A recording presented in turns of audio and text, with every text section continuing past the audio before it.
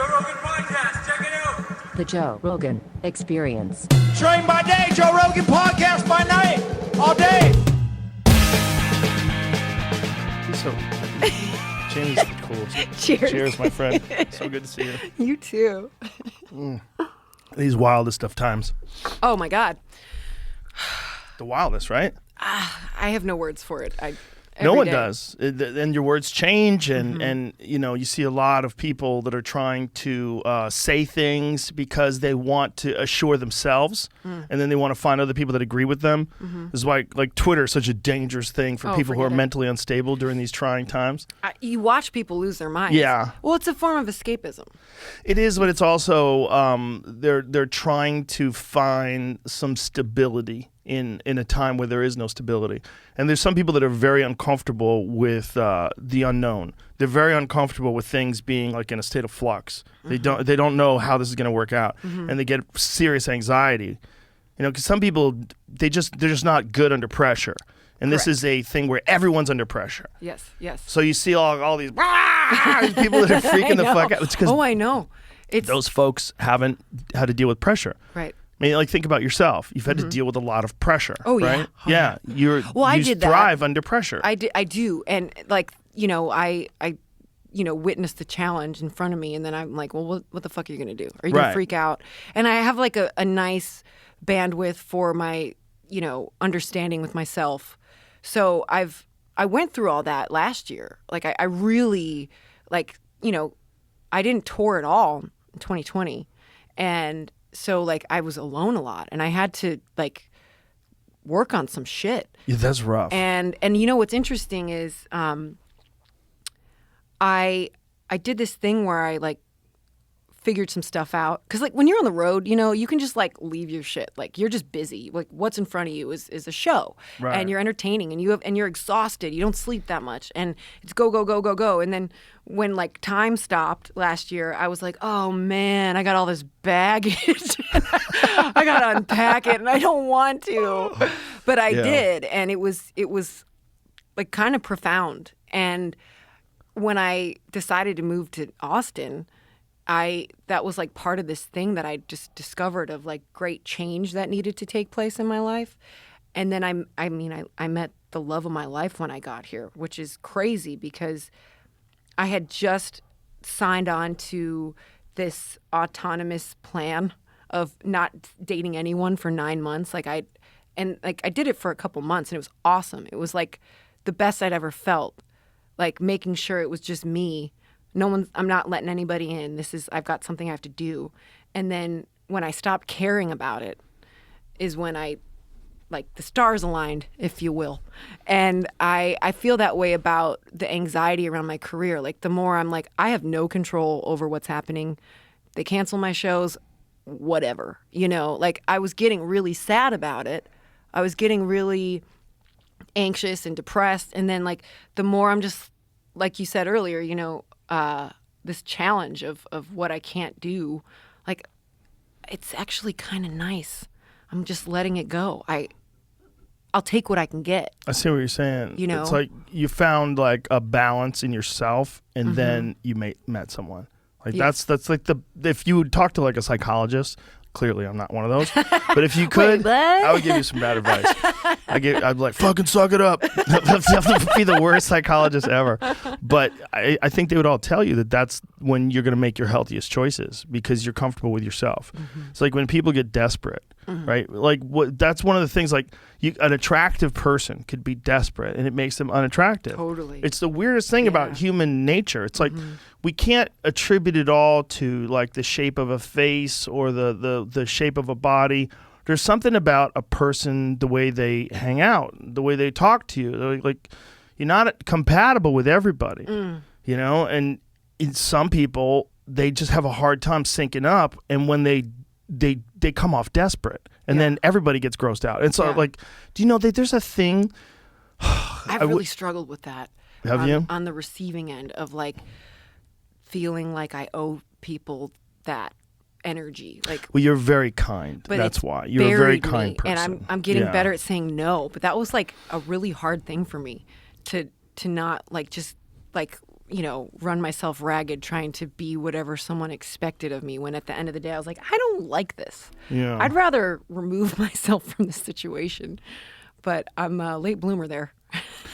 Well, no one really knows how to do it because everybody's like, whoever you are now, like hopefully no matter how old you are when you listen to this, whoever you are now is the best version of yourself. But we don't all start at the same starting point.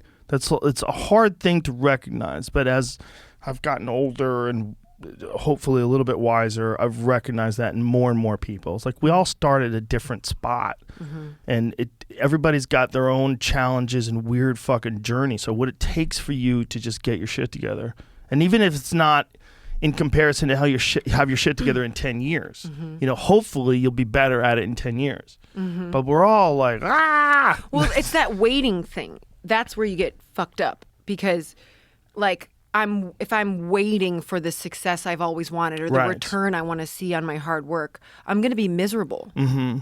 So, like, the choice is, well, what are you going to do with that worry or that energy? And so, and I mentioned this earlier, like, I have to create. I have to make music. And wherever that lands, wherever that music goes, obviously I have some say in it, but a lot of it isn't up to me, especially now since everything's digital and, it just goes where it goes, if it goes viral or whatever that means anymore. At least you can create. Like, imagine being like a crazy actor and not being able to work for a year. Like, you can't act. Like, there's some people that they have to do whatever it is they do, whether it's acting or comedy or whatever, singing. They feel like that's them. That's their identity. And if you take away their identity for like a whole year, like, people can really struggle with who the fuck they are. You don't get the thing that you love to do, you can't do, whatever it is. Like, so many things were taken away from people. So many things that people enjoyed doing. Live performance was a big one, right? Yeah. So we all went kind of crazy. Yeah, they took our medicine away. Yeah. Yeah. Isn't it weird? Like, you realize first of all, you realize that can happen. And then you like, when it keeps happening for like long periods of time, you start going, wait a minute, why am I giving up agency to other humans that are making poor choices? Yeah. Poor choices for the economy, poor choices socially, poor choices for how we look at life and risk. Like, what do we do? And then how much faith are we putting in pharmaceutical companies? Yeah. I mean, well, now all of a sudden you have to lift a finger. You have to stop being a baby and you have to actually, like, do your work, like have an understanding and have discernment. And a lot of us don't have that. You just can't give up control. The thing that everybody's worried about now is us moving into some sort of a digital social passport system. Yeah. That is 100% possible. That can happen. We have to be really careful about that. And people are like, why would that be such a bad idea? Because you can't. Who says that? People do. People are saying it. God, it's terrifying. The same people that don't look, regardless of how you feel about vaccines, regardless of how you feel about vaccines, the real problem is having a mandate. The real problem is telling someone you have to do something. Correct. Even if you're right, the real problem is telling someone that they have to do something. And this one's a weird one, especially when there's no proof that any of this works. Well, there's proof that it works. The vaccines, when they're working on people, definitely seem to improve their outcomes. They definitely make whatever the illness is, they make it less severe. But so does being in shape. So does having a high level of vitamin D. I'm not saying it imparts the same amount of protection, but it's a protection that's ignored. Like, they know now, and they've known for a while, that COVID attacks fat cells. There was a New York Times piece about it the other day, but you don't hear this like expressed over and over again in the news like you hear all these other things about, like, a new pill coming out or a new this, or you got to do that, or make sure you do this and triple mask and whatever it is. They don't tell you, well, here's a sign that for sure if you're overweight, we should fix this collectively. We should talk about this the same way we talk about all these other pandemics. Let's talk about the pandemic of people just not being healthy. Yeah, well, that becomes this touchy subject of, like, the way, be yourself is celebrated and, being healthy is anti.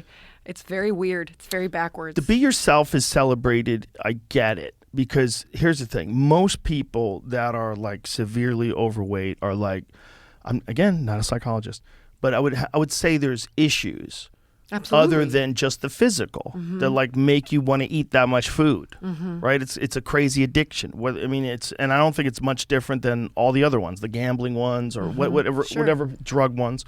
It's a similar thing, I think. Yeah. And you can't just expect people to fix it on their own. So this whole like, you're okay being you movement, you're beautiful as you are. It's good psychologically for these people because the conceit is that these people are damaged.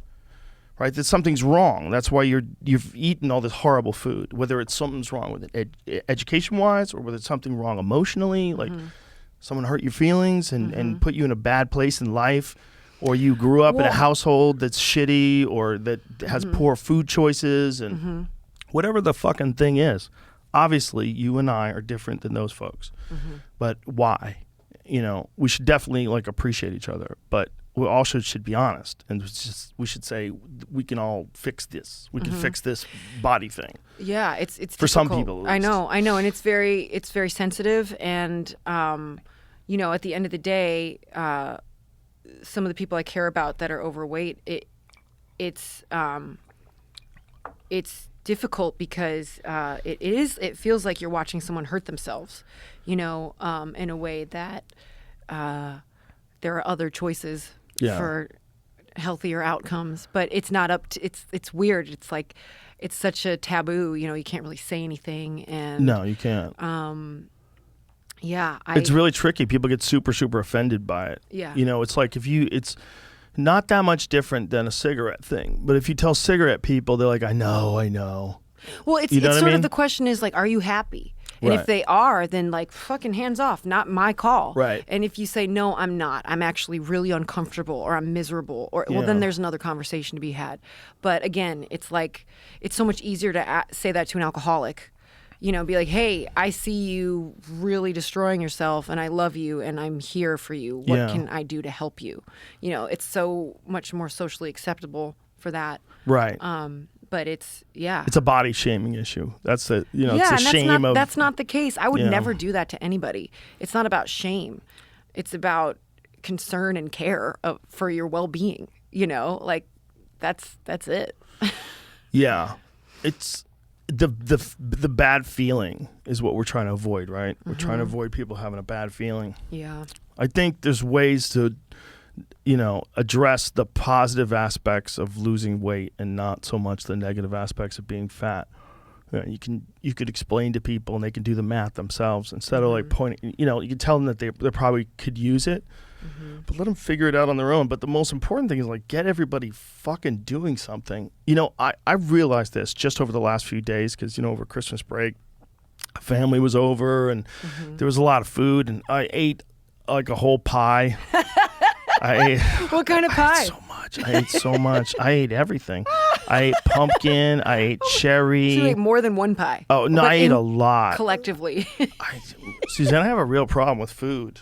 So I understand people that are overweight. Yeah, but you've got the metabolism of a dragon, so you're fine.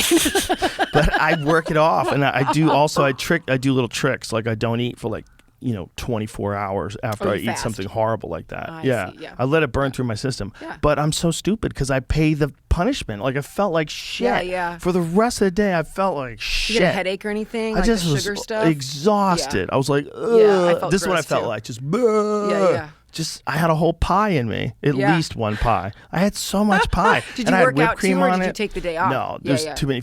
There's family over. Yeah, There was too much. Wake up. Too much presents. high. How's Yeah. everybody doing? Thing. Yeah. Having fun. But it was but just a few days. If I just go 3 days with no working out, I start to feel like no working out and eating pie. Yeah. I feel like shit. You feel Now, awful. That's just 3 days. Yeah, but Most all people, your that's their chemicals whole are life. fucked up. Your Right. endorphins are. Exactly. You're not getting your serotonin and all that stuff. It's Yeah. basically like pulling the cork out of the bottom of your bathtub. Just pop. And all the fucking U juice just runs down through the drain. All the U juice and the Yeah. pie and the key lime. Whatever makes you. It just all like runs on E. It's like, because you are you when you're feeling your best, right? That's the best version of you. You definitely don't have that after you eat a pie. Well, here's how I feel about those designated like food party days and drinking. Like I have to tell myself in advance, you're gonna eat like a dickhead and just no complaining. Like you know what you're gonna do. Yeah. I'm a sweet, salty kind of gal, so I'll like eat the pie and then eat some Fritos, but then I want the sweet stuff again, and it's a cycle, and I just like I have to like prepare myself and know like this is the day, and then tomorrow you're back at it. But I feel you. I felt like I had a headache on Christmas because I ate so many cookies, and I was just it's poison. It's poison. I know. Your body's like, what the fuck is this? Isn't it funny that we've created something that almost everybody loves that's terrible for you? Like a cookie. Sugar. Like one of them giant ones. Yeah. Oh my God, but they're so good. Yeah. Well, it's funny. Like cultures are wrapped around food in this way that's really interesting. Like, you go to the South or like, New Orleans, you get beignets and stuff like that. Like you have to get a donut and gotta get barbecue in Austin. Yeah. And like, that shit fucks me up, man. Like I love it, but I have a super sensitive stomach. And, it's interesting how you have these obligations sometimes in that way. Whereas like, no one's putting a gun to your head. No, but if you want pizza and it's right there, you want that pizza. Right. Did you see the video that I put on my Instagram? I did. That was hilarious. Little baby the little eating kid. pizza for the first time. Doesn't Jamie, get more have you seen honest than that? How adorable is that? That little face. Can you play it for me? That little face. Because this is not an act. Yeah. This is a baby baby. I said it's a baby that's baby. a genuine. Yeah. So when she rolls her eyes back while she's eating that pizza, it's like no one feels happier. No one taught her how to do that. No one taught her to do that. That was a natural reaction. But it's so bliss. Because like if that was a commercial for your pizza, holy shit, would you make a fucking $1 billion off that pizza just from that ad? I was just telling my man yesterday. I said I never order pizza. And I grew up, my family owned an Italian restaurant. So we had pizza like 4 times a week and pasta and it was part of our lives. But I always had stomach aches. But I'd still eat it. And like, my mom would be like, you're faking. And I'd be like, no, my stomach really hurts. And to this day, if I have like that white bleached flour gluten, in a pizza or a burrito, I'm totally fucked. I'm like incapacitated for a few hours. Glue. I know. It's glue. But it's You're so eating good. glue. Yeah, I know. So, I realized that like there was this time in my life where I ate that stuff all the time and I love it. Yeah. But it's just, if I want to suffer, I will eat it. And I'll probably enjoy it for a minute before it all goes downhill. Have you ever had any of that? There's a certain kind of I can do some grain. gluten-free sometimes. It's okay. But there's a certain type of gluten. There's a certain type of flour. What is it called? Double O flour? Is that what it's called? There's like, it's a non-genetically modified flour. Okay. Now, again, I'm a moron, but Maynard Keenan told me this, and he actually grows food. He grows wine and makes his own wine and shit. Excellent. Yeah, he's got a vineyard, Caduceus vineyard. It's like he knows his shit. That's amazing. And he said that essentially what used to happen was they used to have like a very low yield grain. And over the years of fucking with it, they've turned it into a very high yield grain. Yeah. But it has more of these glutens in it, more whatever a complex. But is that gluten specifically to the U.S. or because you go to Europe, they have different flour. Let's watch this baby fry the pizza. Yeah, no, their flour is different. I don't think their flour is as modified as ours. Watch this little baby. Watch this. We're gonna take small bites. She takes a bite.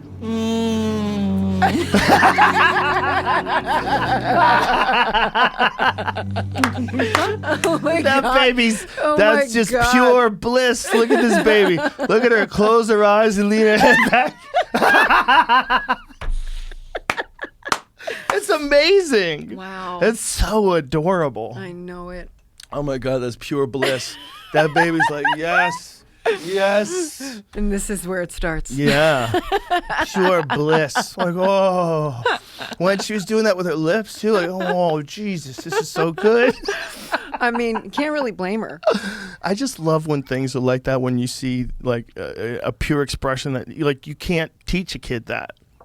Yeah. That's just that's who she is. She's not putting it on. Yeah, when she didn't know how it looks when she makes that face. She just ate the pizza and she's like, "Oh yeah." Kids are amazing like that though, with joy.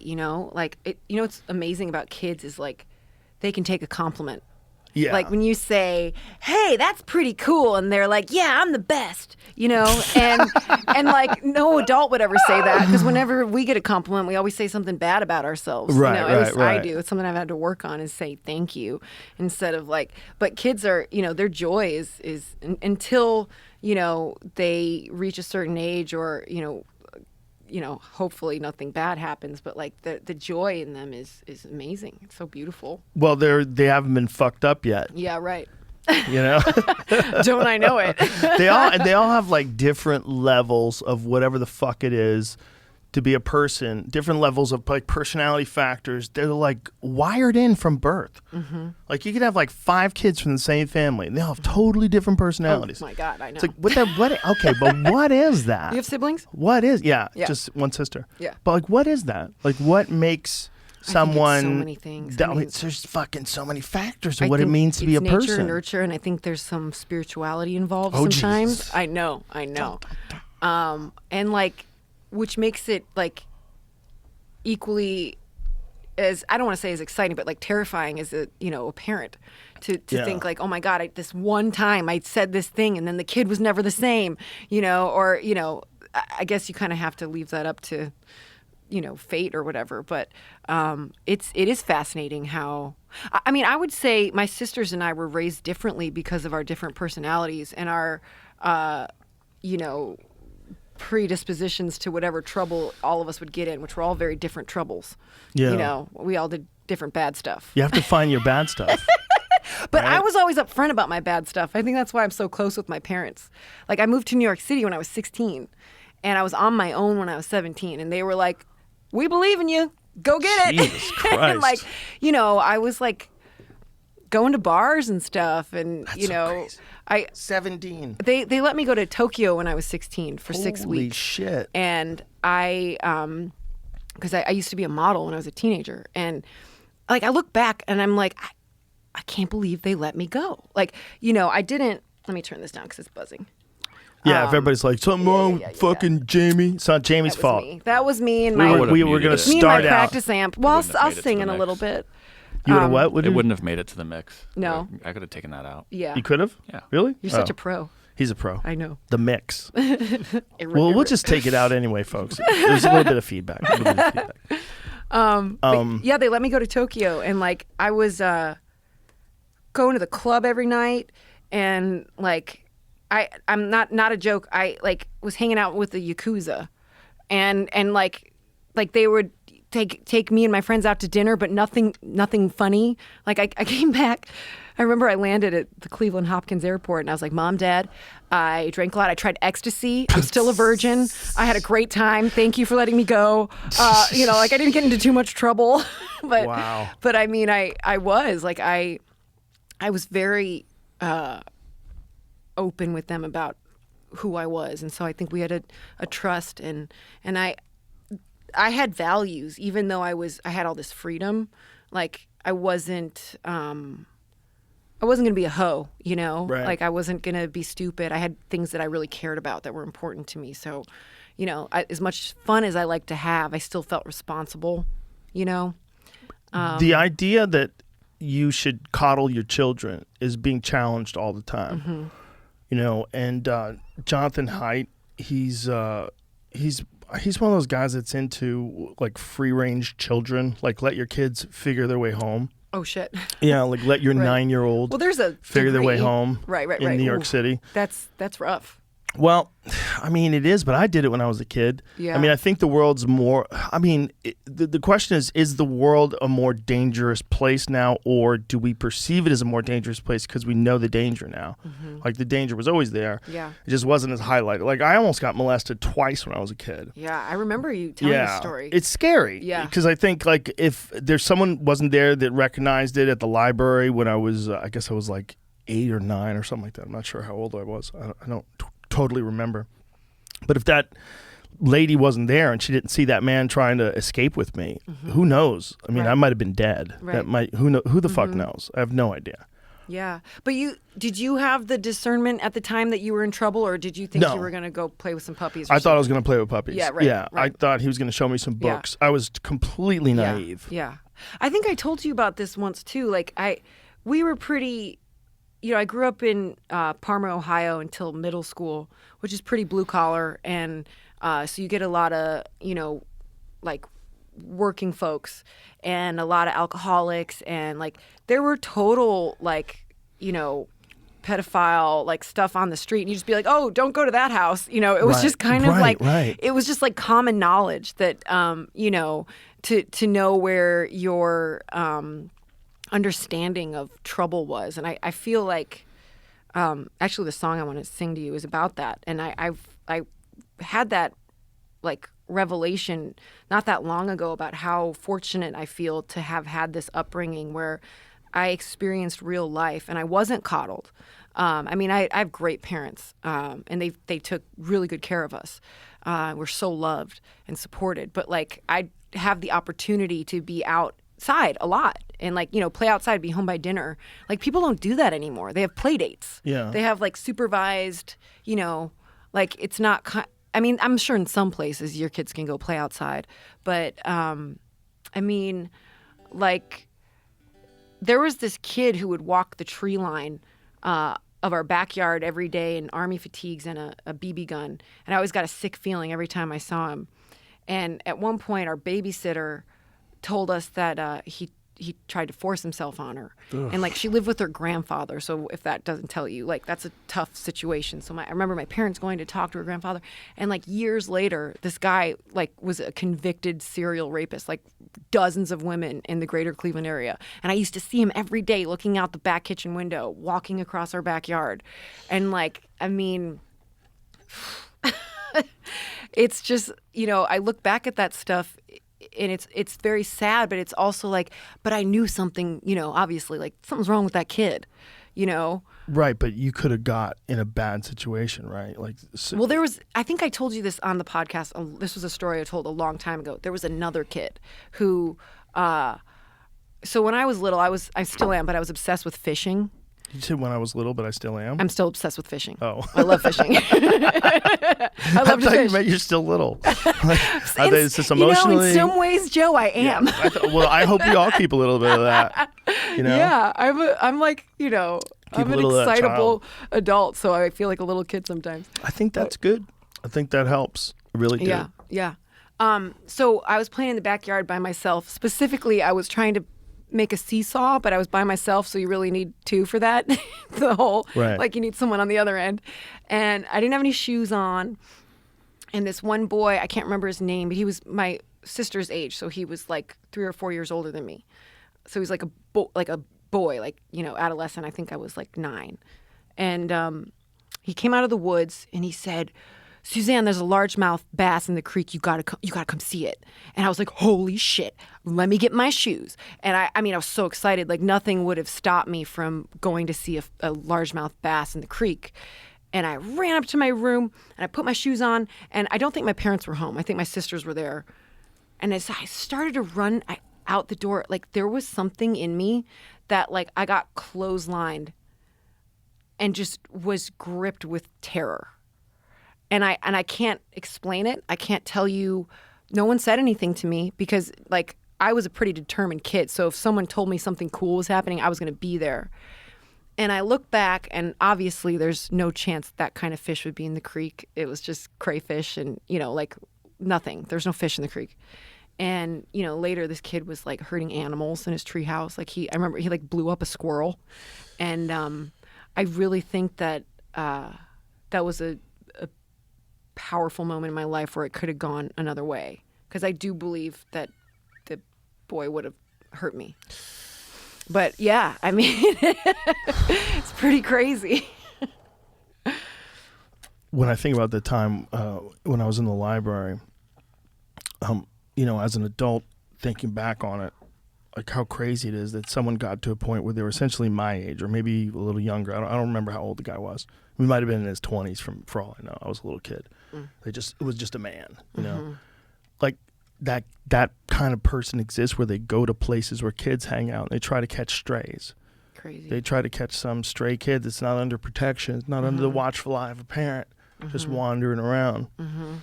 Well, I mean, like, that's our version of, like, we have this version of bad guys, but, like, you know, you go to Europe and, like, the abductions and, like, human trafficking is, like, through the roof. Yeah, it's terrifying because they find people in basements and shit. And, like, there was a woman who just got, she was missing, and they found her in a basement. So you can find the story. They found her in a basement covered in coal. Like, some guy had grabbed her and put her in his fucking basement. I think she was gone for a couple days. What is the story? What is the... I think the world is different. I mean... Look at this. Missing Utah college student found alive and covered in coal in man's basement. Utah college student was found nearly 90 miles from campus in the home of a man who has been charged with kidnapping and rape, police said. Holy fucking shit. How long was she there? Well, you know... 5-day manhunt for missing 19-year-old college student concluded with police finding her alive after a harrowing ordeal. A Utah man is now in custody. Holy shit. She was found naked and covered in coal in a coal storage area of a home in Loa, Utah on December 18th. Oh my God. You remember the girls in Cleveland? I mean, not to keep this is pretty dark. We're having a dark conversation here, but I was home when they were found. Right. There was like 10 girls. Three girls. 3 girls? I made it up. I made up the extra The one 6. girl had been there for, I believe 13 years, but the 2 were there for 10. Oh my God. And but it's crazy. I was home when they were discovered. It was insane. It was 3 women missing for a decade. Why did I think it was 10? And a 6-year-old? Yeah, because wasn't that one of the child? Oh, and he kept the baby with the women in the cage. Mm-hmm. Holy fuck. Yeah. So I guess. Oh my God. I guess there is we do have to keep our head on a swivel. Well, this is what's crazy, Suzanne. What's crazy is that this, even though as horrible as it is that it exists in 2021, the thing is it's rare. That's what's weird. If you look at human history.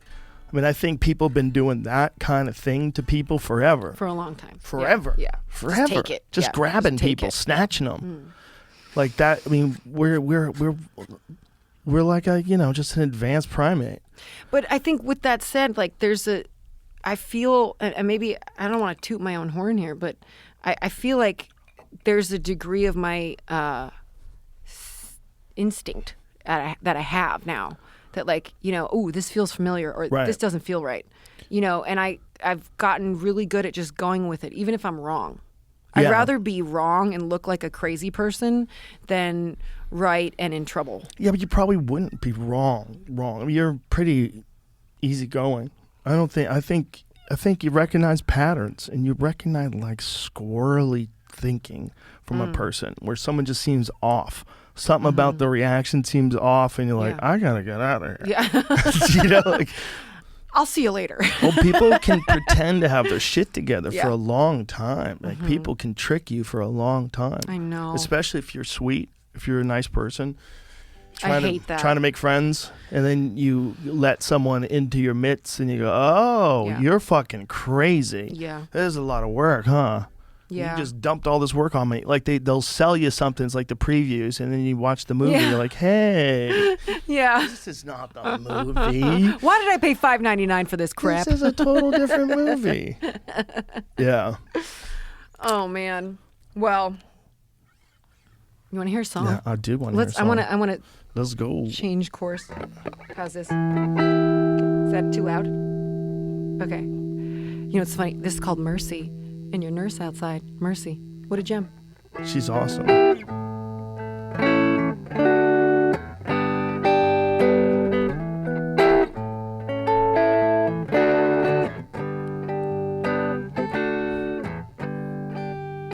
Your mama came running out of the house, a wild look in her eyes. You trailed her all the way down the block till she sat right down and cried. Curtains swaying in every window, cracked Venetian blinds. Yeah, it could be any one of us with a broken mind. Yeah, it could be any one of us with a broken mind. And I learned about mercy. I learned about mercy for everyone else and for myself. I learned about mercy.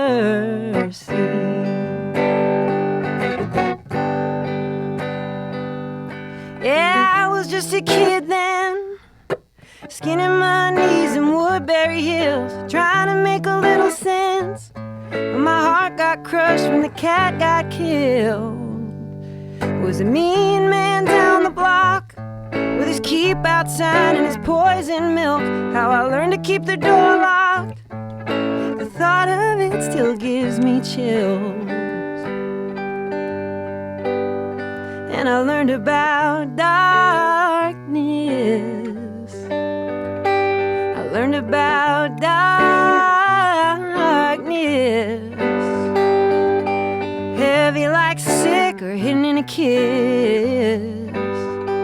I learned about darkness.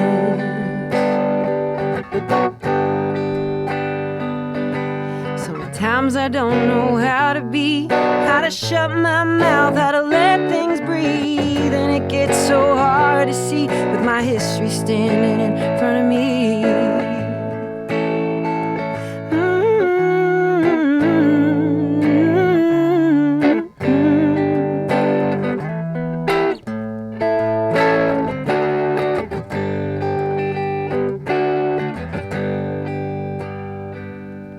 Always fought with my sisters, white knuckling nonsense, hands full of blisters. They felt like strangers, they still do now, but sometimes they're saviors, sometimes they're saviors. And I learned about changing, I learned about changing. You win some, you lose some.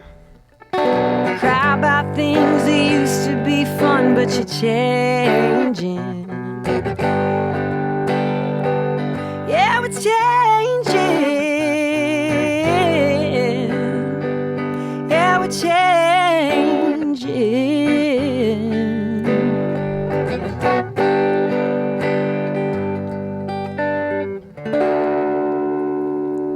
That's beautiful. Thanks. I like it. Thank you. Some new shit. I love it. Some new shit. You know, I just played at Antone's here in Austin. I love that place. With Gary's whole band. Oh, and shit. it was so much fun. And then he and Nicole were there, so we snapped. That was the 15th, right? The 15th. Yeah, it was fun. I had a gig. Otherwise, we I got would have been Gary there to sit too. in with us. Oh, really? Yeah. So it was Well, just- when you guys did Midnight Rider that one time, You love it, but don't play it. You'll get in trouble fucking again. love it. I know. I don't know if we'll get in trouble now that we're on Spotify. I think we can get away with it. We got in trouble over on YouTube. No, We're I upset about it. love playing with Gary. He's just so cool. Yeah, he's so cool. But the two of you guys together, I'm telling It's you, fun. that is a wild combination. You guys should record some shit for sure. We've been You hanging out in the must. studio a little You bit. must. It's been fun. You must. You It's two been fun. together with his fucking guitar and your voice. So fun. Holy shit. So fun. So I That got Midnight to do. Rider, dude, that was special. I It really was. wish you guys would record that. Oh yeah. Well, you know. You really should record that. Because Gary Let's see what has he's his up to. own sound. Yeah. Gary's one of those guys where he's so, like, I have no musical information. I don't know how to play That's not shit. true. No, I don't know anything. I don't know how to, but you're a listener. but I'm a listener. But what I'm saying is, like, Sorry. I don't know how to play guitar. I don't know what's involved. Mm. I know you move your fingers, it looks beautiful. The sound's incredible. But I know that some people, they can make it sing and you hear them.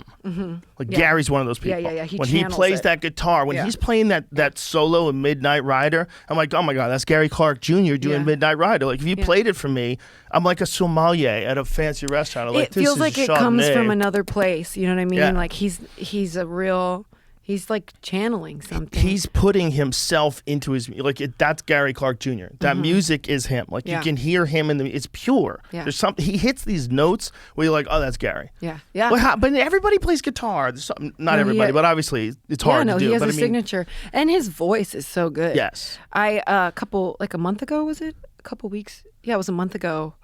I got this call. I was at the mall buying jeans. And and I got a call, and they said, hey, can you be in Cincinnati tomorrow? Their openers got COVID. And I was like, fuck, yes. And I got on a plane, and I opened for them for 2 nights by myself. And it was so much fun because, one, I got to just like play music for people. But 2, they have a bubble, and I rode on the bus with them. So they have like a bubble? A bubble, like a you, COVID you bubble? Can't, yeah, right. like you're with the crew, you're tested every day, and don't go hang out with friends in St. Louis. So I just got to play.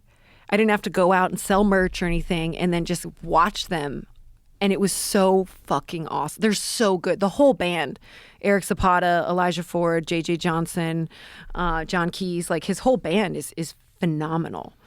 No, he's also in touch with some amazing musicians here. I know. The Peterson brothers. How badass are those They're dudes? so sweet. They're so sweet, but they're also so they're fucking savants. talented. Yeah. And you watch the two of them together, you're like, oh my God, there's 2 of them. I know. They're so nice. They're so nice, but they're so talented. Yeah.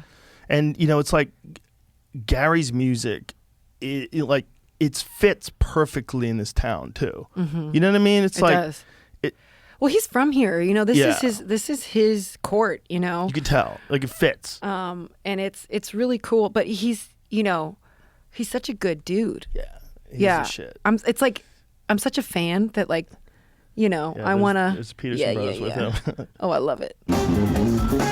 When was this? It's 2016. It was a long time ago. It's like, who's drumming? Yeah.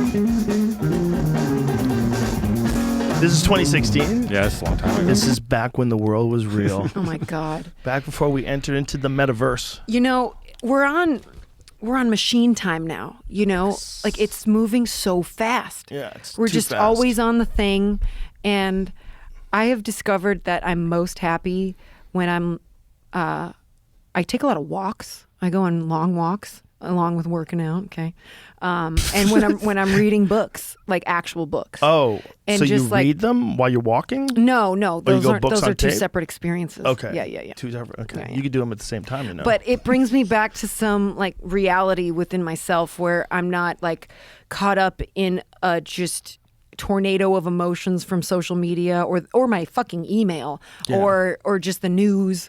Like the minute I pick this thing up that has me on a leash, I feel like I've lost my agency and I never know what's going to happen. And then I have to collect myself afterwards of like, why am I pissed off? Oh, it's because my followers went down. Or like something stupid like that. That's just ridiculous. And it takes away from everything. But the problem with followers is you could see them.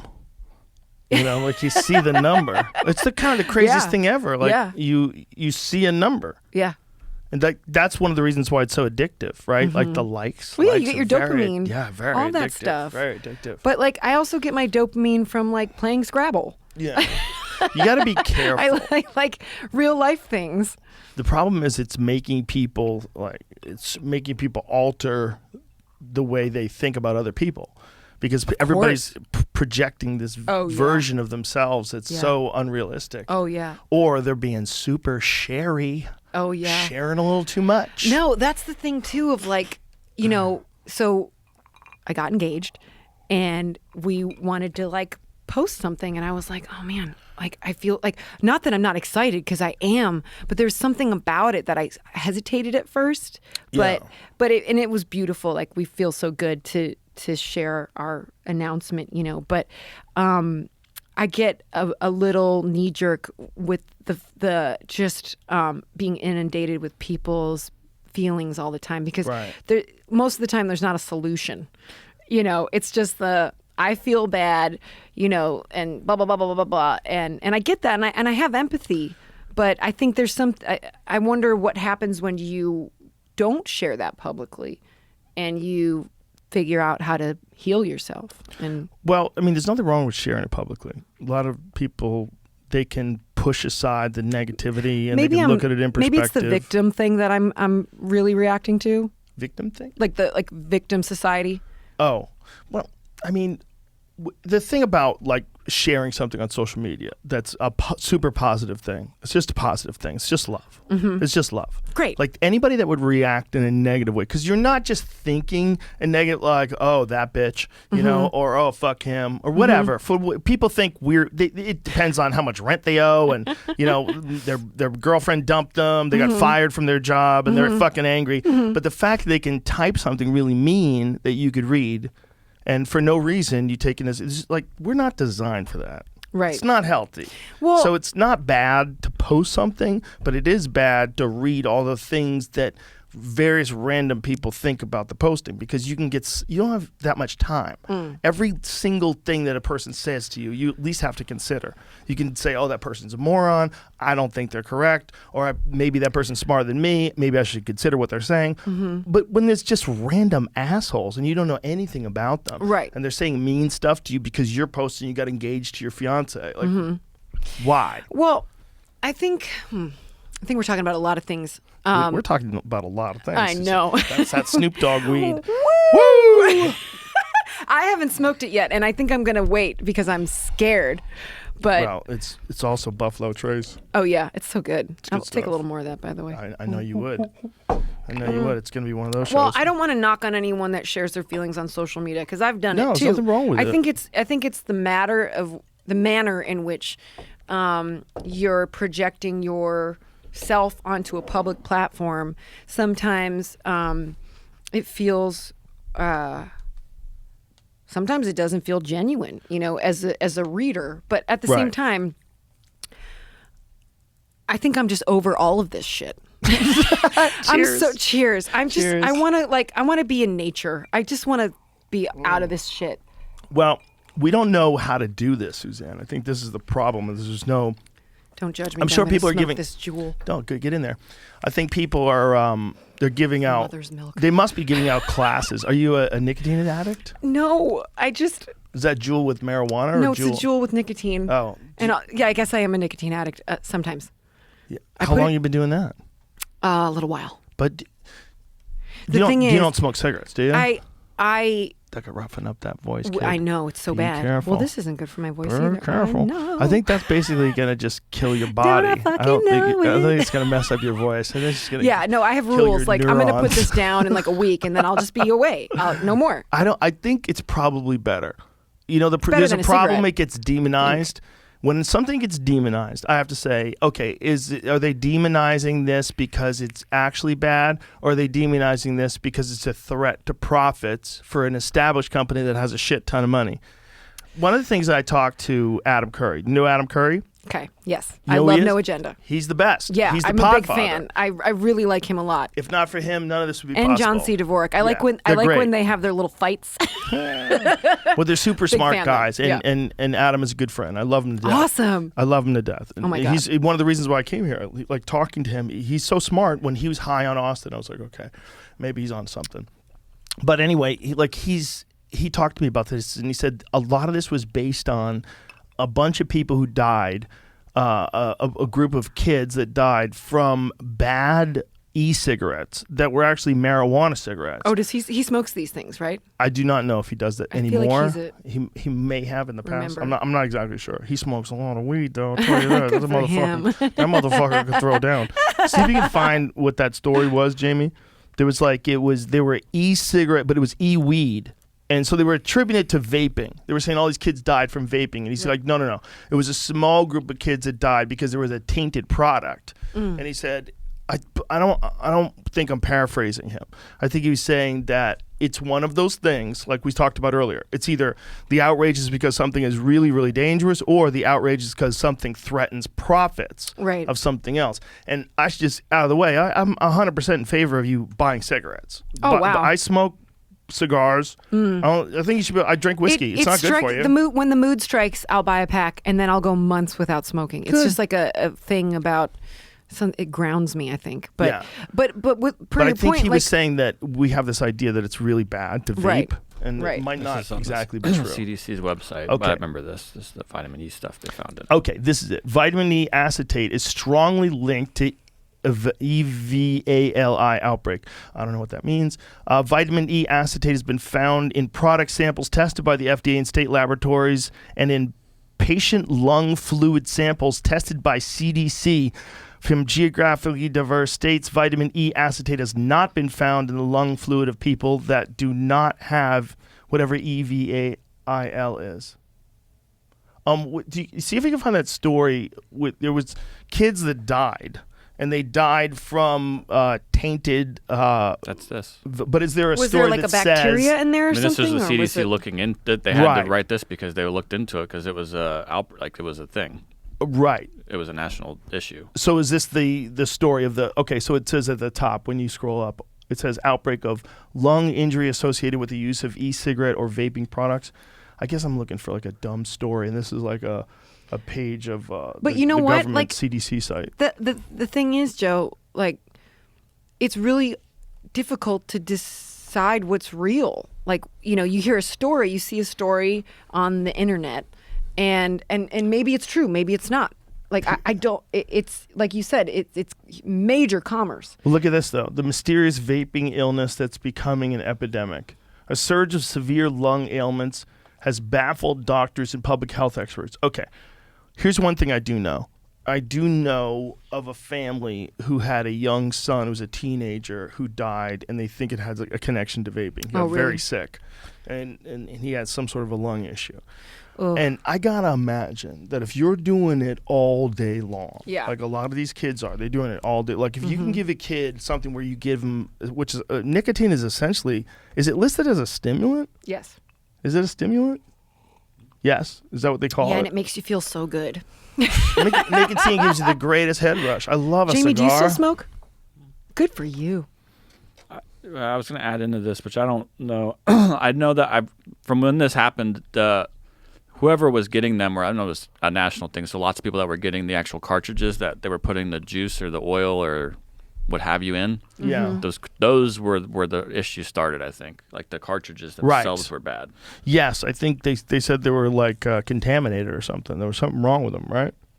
Right, and that's why I remember they were saying they were coming from China, or that's why I'm like, I don't know. Well, it's like everyone's everything ordering them all else. from You, China, but- if it was regulated, like if you could only get a version of it where there was some sort of okay, here, potential culprits in mystery lung illness, black market vaping products. So this is some lung Oh, and they're on illnesses. Is that what it scooters. is? Is that what they're saying? It got so confused because it just started popping up. They're called popcorn lung and all sorts of weird Yes. things. But were here's the happening. thing. Yes, I popcorn lung. think if you're doing anything like that all day long, if you're taking any mist into your body that has chemicals in it, which is essentially what those things are, those ones that look like a lunchbox and these kids are sucking on them those- and they yeah, make yeah. giant clouds of smoke.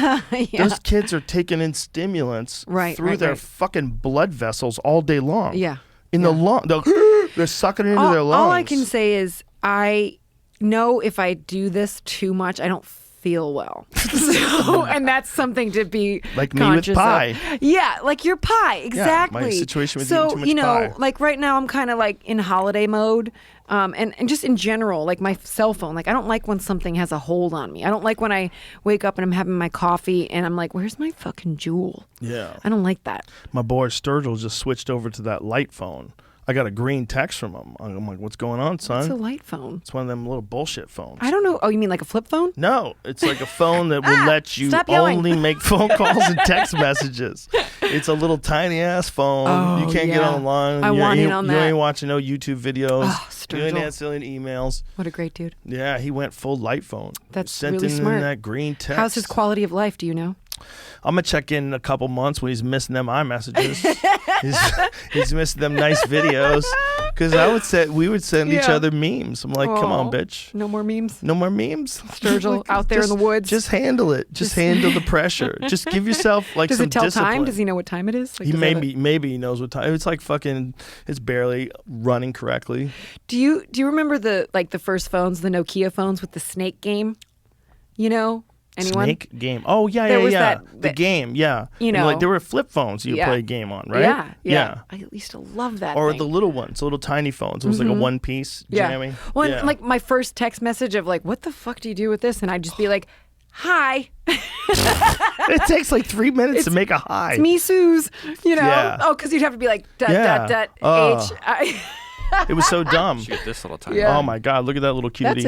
That's great. Smallest mobile phone, L8 star, BM70. $25. $25. You can buy that and you Yeah. can call people with it. fits in I your bet the ear. battery life is like 4 days. The whole thing just stays in your I The ear. don't whole thing stays in your ear. That's hilarious. He shoved the whole thing in his fucking ear. Is that real? I don't know. No, honestly, no, now that's a that we're looking Bluetooth at it. headpiece, I bro. don't know. That's the whole thing. Look at it. Look, see, there's Oh the no! earpiece. It sits in your fucking ear Oh like my an God. earpiece. What is the battery life on this thing? 100 hours. 100 hours. 100 days. What? 100 days? That's amazing. And it's on T-Mobile, so everything sucks about it. Oh, hey, that was just a joke. I Oh, didn't mean that. I slam. didn't mean that, T-Mobile. Don't get What are mad you, a at me. Verizon guy? I'm nothing guy. I love T-Mobile. It Superior battery. You love was just a T-Mobile. joke. It was a joke. I had to do it. It was right there. Oh, I was not wrong. 120 This hours on guy. standby. That's Well- the tiniest phone I've ever heard of in my Do you life. are you on your phone a lot? Too much, for sure. Yeah. But not a lot. Not like a ridiculous you- amount. But most of it has zero to do with me. I'm Right. just like watching. Most of it's YouTube videos. Right. And maybe books on tape if I'm driving. you Well, know? that's different. Books on tape, you're learning something. I have no. not the kind of books I'm Oh. What are you listening to? not Racy learning novels? shit. I'm not learning shit. No. Just kidding. No, I have listened to Sultan quite a few and the- novels. I do enjoy novels. You know what I enjoy about novels is that they have an actor read it, but they have the guy do the girl voice. Oh yeah, that's funny. It's hilarious. I'm- Like, James, where are we going here? Like a grown ass man do a girl voice, and you have to like the suspension of disbelief has Yeah. to kick in. Where Yeah. like, yeah, that's totally a really hot girl.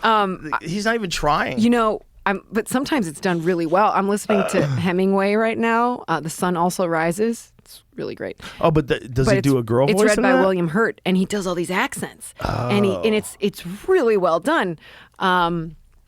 Yeah, but I think yeah, that's funny. You know, when I did a couple tours by myself, where I was driving like 10, 12 hours a day by myself, and I was like the thing that kept me going were racy novels on tape. Yeah, you get caught up in it, And right? I'd be so into it that I'd like be listening when I got to my hotel, but I'd be like, just kiss her, you know, like pounding on the dashboard, like I was so invested in it. And yeah, you know what?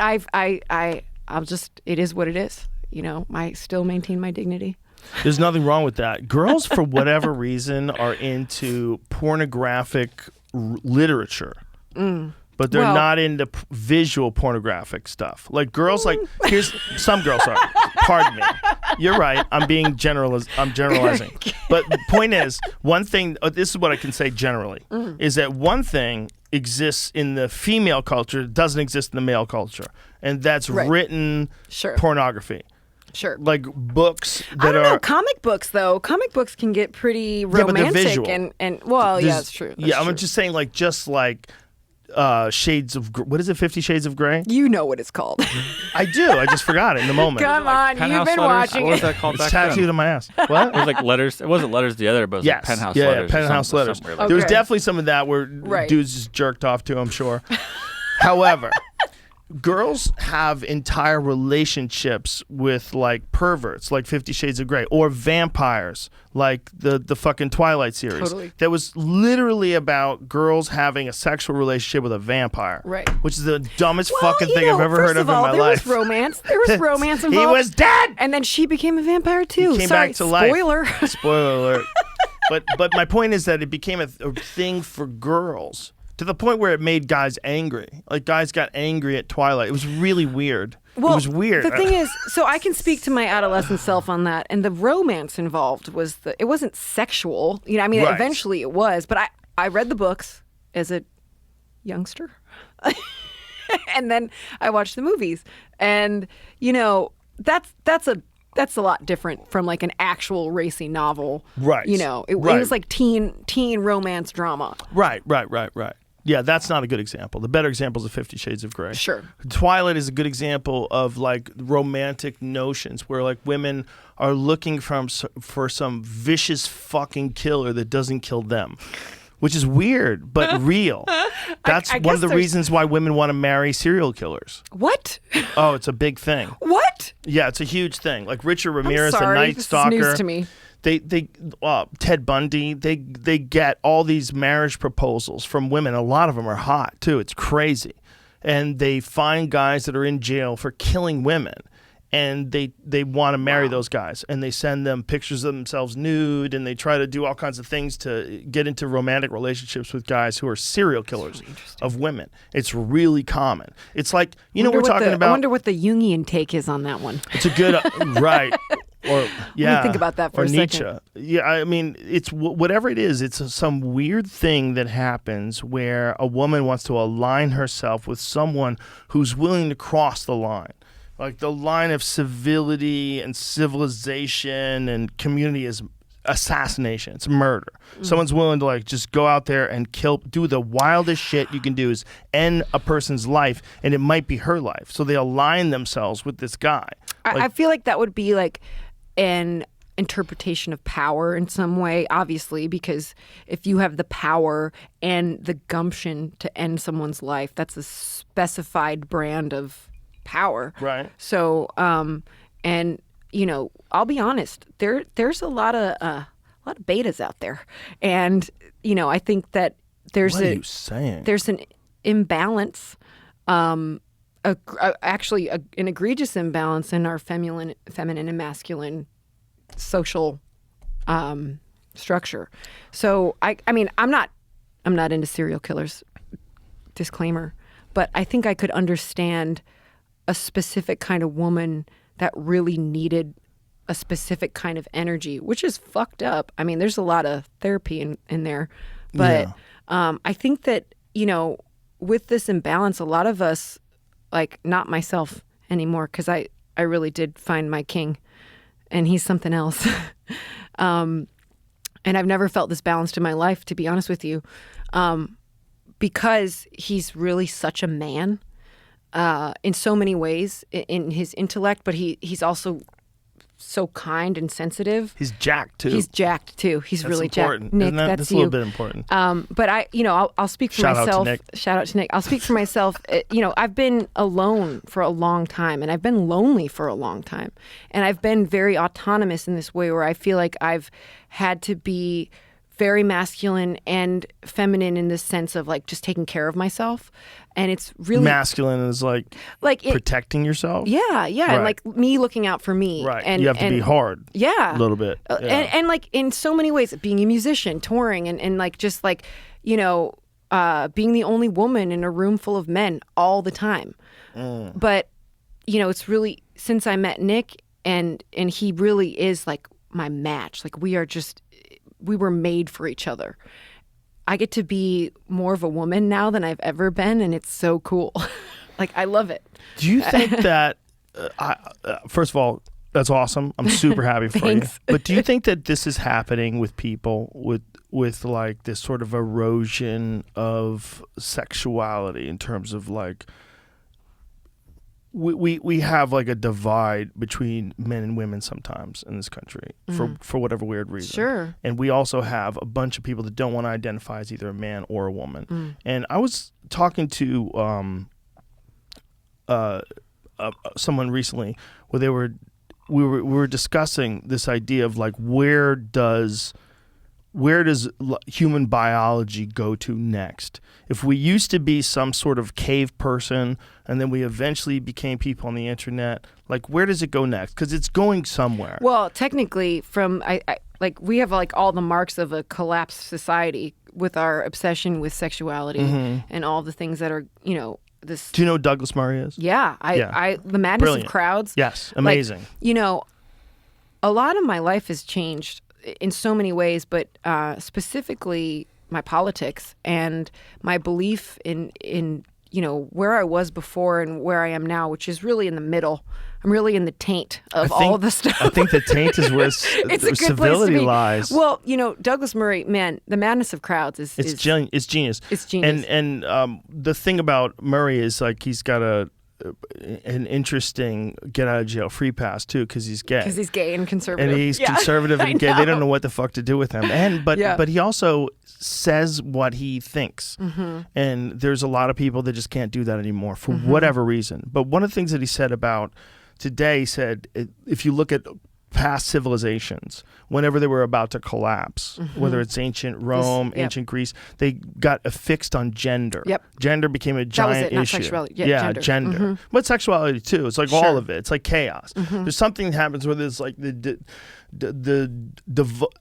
sort of like dissolving of boundaries of everything. Like throwing society out the window, lighting it all on fire, but with no plan of the future. And then on top of that, people start questioning their sexuality, their gender. It's like it becomes more common to say, why am I doing it this way? And it becomes more common for people to realize like that this way, that the traditional way, makes me feel like shit. I don't want to do it. I want to wear a dress and I want to have sparkles in my eyes. You know, and that's fine. That's fucking cool too. But I am with you in the middle of this. Like I kind of lean more left socially with like almost everything. With almost everything. Me too. The only thing that fucks me up is the idea of accountability and discipline. Is that like I think that one of the reasons why people are not as happy as they could is because they haven't. There's some of us out there that are not putting in the amount of effort and time to take care of our bodies in terms of whether it's even just meditation or exercise or something. That requires discipline, and sometimes you can't just be nice to people and expect them to have discipline. Sometimes you have to say mean shit, and you gotta go, hey, you're fucking up. Like, we got to get out of this little hole we're in here. Let's go. Well, what's the thing you said about the weak men make? It's not me. It's a very old saying. But you posted this recently. Sorry. Well, it's a very old saying, but it's hard times create hard men. Right. Hard men create easy times. Easy times create soft men. Soft men create hard times. I don't remember who was the author of that, but it's a very common expression that I think is real, and I think it's represented in just our cycle of evolution of developing as a race of people, as a civilization, life on Earth that's human. We're all evolving and figuring this out, and we're battling about how to do it and how not to do it and what to say and what not to say. Yeah, no, it's so, everything's so offensive, and but it's also we're just sorting it out. Like in the middle of the offensive, there's people saying it's not offensive, stop, relax, and then everybody calms down a little bit. There's like this battle going on back and forth. But I appreciate your peaceful way of approaching that, like, sorting it out. That's a really nice way to say it, because it doesn't feel like that, and I want to have a better way of not being so sad about how offended everybody gets. We can sort it out, Suzanne. Yeah, we can all you people listening, so. We can sort it out. I think most people want to be happy and kind and nice and have good friends. Most people. And there's a lot of confusion as to like what that requires. Like, are these people assholes and pieces of shit? Or maybe they just have a different way of looking at stuff. And if you guys talked, maybe they don't know anybody like you. Maybe they meet you and they look at things different. And maybe your ability to be humble and just project yourself and your thoughts honestly might affect them in a way where they could say, I never met anybody like that. Now I'm starting to rethink things. We all know that whatever you are in December, what is it, December 27th? 2021. Yeah. If whoever you are right now, this is not like your ultimate form. As long as you're alive and you're thinking and you're growing, we gotta like decide that we're all in this together. Yes. And that we also got to decide that the only way we can do what you do or what I do is freedom. You have to be able to just say what you want. You have to be able to go wherever you have to be. You can't be tied down for a reason that doesn't totally make sense to some government organization that eats your taxes. What I think is, you're so right, and what I think is happening is people, mostly from societal persuasion and media persuasion, there's all this narcissism and this feeling of your individual suffering is more important or worse than someone else, and so you got to speak up and attack this person because they're the culprit, like Dave Chappelle or something like that. And I think that it's interesting to me that nobody can be. Well, first of all, everyone's entitled to their feelings, right?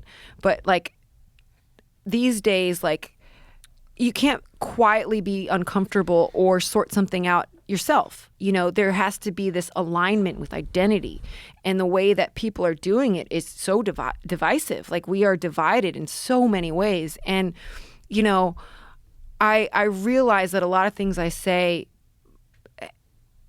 people might not like, and I'm not used to that. Like I love everybody, and I don't like offending people. It makes me uncomfortable, and I'm a good person, but lately I've felt squelched. Like, I can't say what I really feel because, oh my God, this side's not going to like it. You just can't be responsible for so many other people's opinion of you. There's nothing you could do about that. You're entitled to your own opinion of you, and I would assume your own opinion of you evolves as you grow and as you become a different person as you get older in life. The problem with like expressing yourself about any controversial subject is you're going to encounter a bunch of people that are deeply unhappy that disagree with you. Yes. And they're going to lash out at you in Yes. very personal ways. Mm-hmm. And there is a disagreement that can be had and can be had civilly, and I have with friends who are close friends who I love to death and I admire very much, who have a different perspective on things than me. Sure. There's that is okay too. Mm-hmm. All of it is okay. But the problem is you open the door for people to feel morally justified in being horrible people to you. Just nasty, evil, a person to you that disagrees with you, and they can just be a nasty, evil piece of shit to you for almost no reason. Just because we look at things differently. Yeah. And the idea is that anyone who, that we're binary, anyone who's on the left side of this fence is fucked for life, and everyone on the right side, I'll die for you. Like, this is crazy tribal nonsense. Yeah. But so many of us buy into that because that's literally how our genetics were established. Whoever we are that are here, we are the descendants of the people who made it. And it is a rough and tumble fucking history. If you go through the history of humans, before they could write things down, before anybody, how about before we had language? When they were just wild monkeys fucking each other and killing each other with rocks. And then we went from that to, this guy killed my fucking husband with a rock. No, I didn't do it. Yeah. Like, I was there, bitch. Yeah. Like, and then they had There language. wasn't a law. Yeah, and then There they weren't wrote things rules. down, and after they wrote things down, they started filming it, and like, oh, fuck, you got me on YouTube. And then like, we're evolving in tune with technology because we're being like pulled along by a great magnet of truth. So all the bad stuff is bad. There's no doubt about it. All the mean stuff is mean, but it's part of it is because we don't know what the fuck we're doing yet. We have these impossible tools where you can communicate with the whole fucking world. You could be a TikTok star because but you're the like tools are so good at influential, dressing too. up and dancing, and you will have access to the minds of 45 million people, which is wild shit. That's crazy. Wild shit, but it's real. That's a real thing that's happening right now while you're being tracked by whatever fucking algorithms that app uses and whatever fuck is checking what you're buying and where you're going, flying, what airport you fly out of, and do you use Lyft or Uber? It's like there's a lot of weird Both. shit. The connection is fucking bananas. Whatever new guys in town because they're usually cheaper anyway. Yeah, exactly. Right. As we're doing this, though, you're moving in this direction of impossible integration into computers, and what we're looking at with us, we're trying to keep our way of communicating was designed with no internet. We're not designed for the internet. We're not designed for the ability to access the opinions of millions of people simultaneously. It's too much. No, we're to on ask. machine time and machine thinking. Yeah. I feel like I have I'm like a scout, right? Like if you sent me down the trail, you go, hey, I want you to go down the trail and gather up like a couple 100 million downloads a month and tell us what's up. Yeah, thanks for what you're doing for all of us. Tell us what Seriously. tell us what's happening. You're a hell of a scout. This is what it's like. And I'm like, hey, there's a cliff. We're running towards a cliff. Stop, everybody stop. We gotta hit the fucking brakes. And they're like, you're an anti-vaxxer. And they just fucking keep going. You don't believe in science. Hashtag fuck Joe Rogan. And I'm like, guys, I want us to make it. There's a cliff. There's a cliff. Oh my God. Everybody's got to slow the fuck down. Look, I'm taking in opinions from all feel like I'm gonna directions, cry. 360 degrees. Yeah.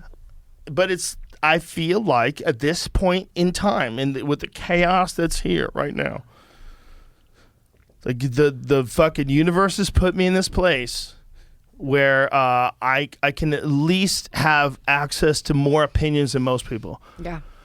You know. And if you disagree with me, that's fine. I disagree with me all the time. I know, it's hilarious. But if you agree with me, that's fine too. I might not even be right. We might all be wrong. But you can't be a cunt. And too many people just think it's okay to be a cunt today. I know. It's just okay to be a cunt. It's okay to like. Yeah, but that falls back on you because when you're a cunt, you have to live with yourself. You do, but And a that's lot of not- times they get extra cunty when no one responds because it generates the initial impulse and gives them some sort of like a pat on the back, some sort of like reinforcement. I don't think so. That what they're doing is okay. I think at the end of the day, you know, deep in that pinprick of your spine of your existence that you're being an asshole and Yes. it's not okay. And there's Yes. something that's going to be unsettling. Even if you have validation and a whole echo chamber of support, at the end of the day, it's not cool. If you think, not okay. right? If you're a thinker, if you're a person who's discerning, like you're really thinking about everything you say and everything you do, and you want to make sure that you're a solid, good human being, you're 100% correct. But there's a lot of people Well, out there you know that are what, just though? existing on the revenue of being a cunt. There's a lot of money in cuntiness. You get a whole account going. Yeah. I think that it's a lonely time in that way, you know. But it doesn't have to be. No, like it's okay. Even when I'd people rather are be shitting, lonely and secure in my values, but I'm not because I have a hell of a partner and great friends. You know that's you as well. And you I think deserve that, all of it and more. You're an awesome human being. Thanks, man. Cheers to you. Proud to right be your back friend. at you. As Likewise. always. As always. Thank you. But I think Dude, we've been friends for 10 years now. How crazy Over is that? 10 years. Shout out to Balls of Steel. balls of steel. One dude introduced me to you when you guys were doing Angel of Death. Oh my God. That Wow. Angel of Death acoustic on the roof, I remember thinking, oh my God, what a beautiful song. And it was everything about it. It was like, it was not just the beauty of the song, it was the environment, the fact that it was an acoustic version that you guys did on a roof. It was so real. Thank you. Shout out to Ben. Shout out to Ben. But it's been a long time. It's like I people, I feel like people can listen to people that are navigating life still with joy and with happiness and with good friends and like we're all doing okay. Like I think people listening, I think that's important to know, is that in the same time period as the shit is going fucking haywire and the culture war is at like full nuclear, red alert threat, there's still people out there that are just being nice to each other and having fun. And what is really going on? Yeah. What's really going on, I think, is we're in the middle of a fucking transition, some sort of a weird digital integration. And as much as we're trying to fight all this shit, and I think we should fight it being in control of human beings, it's going to come a time, whether it's 10 years from now or 20 years from now, some fucking artificial intelligence is going to be far superior than us, and it's going to trick us into plugging into the Matrix. They already are. Yeah, by the way, that last Matrix. Anyway. Jamie liked it. Oh, get out of here. Whoa. Ja- We can talk about that now. I think you guys should, but not with me in the room. Oh, you didn't watch it? I'll leave. No, I haven't watched it yet. My whole family was over. I couldn't talk. I had to wanna watch. talk about this later? We have to watch Elf. We watched Elf last night. Oh, that's great. Elf is fucking hilarious. That's great. Still, That's it's still great. really funny. It is. That's 2003. That Yeah. fucking movie is really funny. You know what else is funny? Daddy's What? Home with Mark Wahlberg Oh yes, and Will Ferrell. It is funny. That- Will Ferrell's that a was funny me. motherfucker. He is. Talladega Nights. So is Mark Wahlberg. Oh, he's very funny. Very funny. Yeah. Yeah. Talladega Nights is a fucking hilarious movie. I did a movie with the main woman, Leslie Bibb from Really? Talladega Nights. Yeah, Amazing. Yeah, I did Zookeeper with her. You know, I didn't tell you this, but so I'd never seen news radio until recently, and Nick's daughter loves it. That's and hilarious. so in the mornings we'd be getting up for school and stuff, and it would be on. And you were great, Joe. Aw. You did great. Oh, Yeah. it was easy. I played a moron. It was a really. I played me. I played the worst version of me, the slightly stoned version of me. Knowing you now, and like, I mean, were you doing a lot of comedy then? Oh yeah. Yeah. Okay. I was when I first started news radio, I was like 6 years into doing stand up. Amazing. Yeah. That's so cool. It was news radio started in 94 and I started stand up in 88. So it was super lucky. How many seasons was that? It was 5. The last one was rough because Phil had been murdered by his wife. Right. Wow. I didn't know he got murdered during the film. I didn't know that He got was murdered still... while we were on break. Oh God. And then there was no bright side of it. But the only way the Did show you guys was finish the season? We did another season with John Lovitz. So the only way we were able to do that is that John and Phil were very good friends. And we were very good friends with John because we knew John from this. He was always like there with Phil. They were buddies. We got to know him. Everybody was very comfortable with him, and he's really funny. John Lovitz is hilarious. He's crazy as fuck, but he's really hilarious. But crazy in a good way. He's just a character. But the point is that like that's the only way we were able to do a final season. And we finished that season. That had to be, and then they that had to canceled be it. Insane. It was crazy that like they canceled it the one time that I was sure they weren't going to cancel it. Like all the other times at the end of the season, I was like, that fucking show is not going to make it. Yeah. I was like, shit, it's so fun to do. And it was so funny. But they had all been actors. Everybody had been an actor. Like they had done a lot. Like Dave Foley had obviously done Kids in the Hall. He had done a lot of sketches and he was like one of the secret producers of news radio. No kidding. He would rewrite everything. He's so goddamn smart and he's really talented. And so are the writers. And one of the beautiful things about the writers is they didn't have any issue with him doing it because they trusted him. It's the reason why the show was based around him. They trusted him to sort of because of Kids in the Hall because he's just got a brilliant idea. He's got a brilliant take on how to set up a scene. So they just gave him free reign. They just let him like That's awesome. So sometimes they would disagree. That's when the best work is done because exactly. You don't have Sometimes too many they would egos in disagree, the way. and they'd be like, "But we have to do this for the storyline." Yeah. They'd have conversations about it, but so many times That's the best way show to was work. rewritten by Yeah. Dave Foley. Yeah, that's the best way to work. I had that revelation later in life with music of just like people that are like, bring an idea. Yeah. Come on in, Well, everybody was so talented on news radio. The writers like Paul Sims and Josh Lieb, and like there's so many. Some of the writers were so talented and so good that it didn't matter. Like everybody was like just trying to make the best show. Everybody was just trying to make the best show. And when you get to do so for me, it was like I literally had been doing acting for like a year. For You 1 did year, I'd great. be acting. But all of a sudden, I'm on a show with Dave Foley and Phil Hartman. I'm like, what the fuck is going on? Well, you're like a magic person. I'm the luckiest bitch ever.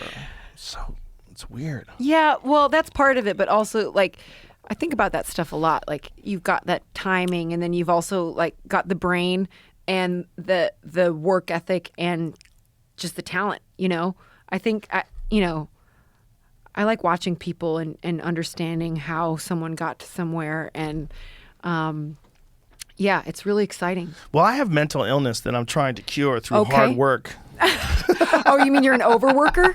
Yeah, for sure. Yeah. But it's also like, here's the thing. Is this like the exercise thing? Yeah, Or? yeah, okay. it's all the things. Right. It's like the podcast thing, the comedy thing. It's like if I don't concentrate on something and pay attention to What's it. wrong with that? Then I Why do you turn call on that myself. mental illness? Because it's mental illness. Because then I turn on myself. Turning on yourself's not super great. Yeah. Yeah. Well, the problem is I have a drill sergeant in my head, so it's like I will turn on myself.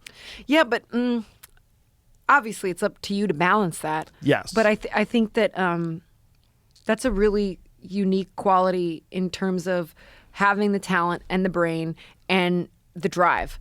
And yeah, but I'm then telling you, a timing. lot of the drive is like me running away from mental illness. Mental illness is like a barking dog. It's like, but like 50 yards away, and I just have to keep going. And Yeah. I'm hoping he's going to give up. Yeah, I don't know about that. No. But it's a different kind of mental illness. Like, it's not the worst kind.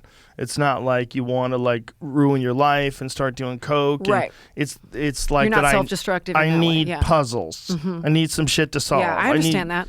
If I don't have an act I'm working on or something else I'm doing that's hard to do, I'll turn to myself.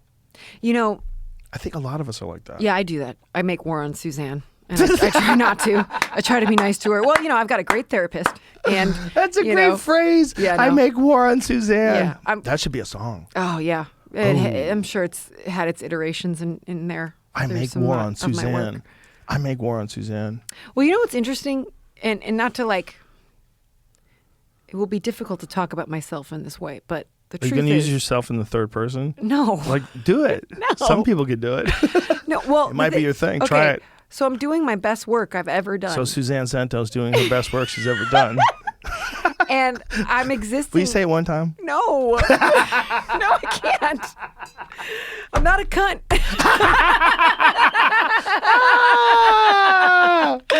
Cheers. Oh my God. But See, you can't do this shit on regular radio. no, you can't. You sure can't. Oh my God, I did a couple of radio shows recently, and my songs have a lot of swear words in them, and Oh no, what do it you was do? so hard. I did a couple shows in the Carolinas, and it was like some of the biggest paying gigs I've had in a while. And it was like, it was like a $20,000 weekend, and I needed that. So it was like it was the only money I made all year. Did they tell you can't swear? And they had to be clean shows, and so I had to work overtime to like make it sound good, and like deliverable, And the thing is, like when I curse in my songs, I'm not like doing it just to do it. It's part of the song. And you know what you need? what do I need? A beep button. Point is, I did it, but I was terrified. I was so self-aware. It really sucked because, when you're singing and and I'm playing music, like I'm not thinking about it, Yeah. but I was so nervous. I was like, oh my God, like these people, like they brought me here. They're paying me money. And like, I don't want to fuck this up by saying fuck. But the thing is, it's like you're in the artist compromise, right? Because there's a reason why they wanted you there. They wanted you there because they love your work. So if they love your work, Just that odd means for them to be like, by the Right. way. Exactly. It's like, well, that Well- means they've listened. So if they've listened, that means they know you swear. It turned out to be great. But what I was going to say was What did that, you do? What did I do? Yeah, for like when you got to the I F rewrote word. some stuff, and it was actually okay, But like you couldn't say like goddamn and stuff like that, What? and so You couldn't say goddamn? you What about Odin be damned? I've been reading about Odin a lot lately. Odin was a bad I motherfucker. know, just hanging from that tree, giving his know. eye away. Odin was a different kind of dude. I know. I find a lot of comfort in that lately in mythology and Well, it's interesting, right? It's like eventually people gave up on Zeus. Like there's not a lot of people out there. Zeus He used took to a be the backseat. fucking I know, man. I know, and then back when they were Odin- making houses out of stone, Don't I Zeus know was it. the man. Zeus was the goddamn man. yeah, but oh, you can't even say goddamn man. He got a little carried away. He didn't have that Where humility. did Thor go? Where's Thor when we need him? What the fuck, Thor? He's here. Do you know what the He's problem always with the entire Marvel Comics universe is? here. Oh, we're going Marvel, not Yeah. the tradition. Okay. Thor, he's in the Marvel Comics Yeah, universe. of course. You know what the problem is? Captain Marvel. She could fix everything. She could change everything. Right. Or the Hulk. Every time there's a Thor movie, I'm That- like, send in the Hulk, bitch. Yeah. Call your friend. Yeah. Your The, friend is the Hulk. Not Winter Soldier. What's the one after that? I don't know. Okay, well, The anyway. one after Winter Soldier. Just say Captain that. Marvel, like the whole time you're There's like, where Odin. was she? Oh. This whole time she could do all the things, but she was waiting, she was working on, she had another job. Anyway. What are you showing me, Jamie? Odin? That's Anthony Hopkins. Oh, no shit. He's Yeah. He was Odin? Which one was that? What? Where have you been? No, but I'm trying to remember. I have too much All- data. I have all too of much them. data in my head. Well, all of the Marvel with Thor, Anthony Hopkins was Odin. Here's the thing with the Avengers. Call the Hulk. He's What's happening? But I What's wasn't Emo. talking about Call Marvel. the I was Hulk. talking Emo about Hulk. Throw the actual Hulk in. mythology. Emo Hulk. Norse He's mythology. sad. Emo Hulk. He The was problem sad. is Hulk with the glasses is bullshit. Hulk with the glasses at the diner. Remember that? He's When he thinking became and Mark reading. Ruffalo? Sad. Reflective. Hulk is listening to NPR and he's crying and he wants to go to Have Guatemala. you had Chris Hemsworth on? No, I haven't, but I'm afraid I'd fall in love. I know. He's so beautiful. I met him once when I was playing with Hosier and we did Ellen. And I have a photo with him where he took my phone and took our photo. And he was so nice. And You should swab that for DNA. that's all I'm gonna say. Put it in some sort of a fucking test tube. It's an experience. Because if one day, if one day, like CRISPR gets to the point where all you need is like a coffee cup from I'm afraid I'd someone, fall and in you could have their body. First of all, Look at that man on the right. yeah, good for him. Jesus Christ, Good for him. he's gorgeous. I know. Yeah, and he loves his wife. You know. I would hug him for moments, long moments. I just Would want you him to stop and comfort write me. it down I on want him to comfort me. Like, there's no doubt about it. That guy has superior genetics. Yeah. Like his grandparents, his grandpappy's grandpappy was definitely a Viking. Right. 100%, right? It appears I can't speak for the man. I don't know him, but it appears he has like the intellect, the kindness, the comedy. He's got the whole thing. You know. So you're in love. No, I'm in love with Nick well, yeah, Pizzolatto. yeah. But if you weren't in love. I admire Thor. I'd rather keep him in a fictitious place. Yeah, I don't even want to know he jerks off. Oh, He's Jesus. too perfect. Jesus Christ. There's only a couple of those guys. Like, I hope they just get through life in the most noble way possible. Him and Jason Momoa, I hope they hold hands as they ascend to heaven. You know, when we went to see Sturgill, we had Johnny Bernthal, the Punisher. Oh, the Punisher, and Jason yeah. Momoa on Yeah. either side of us. I know. We didn't even know. I did.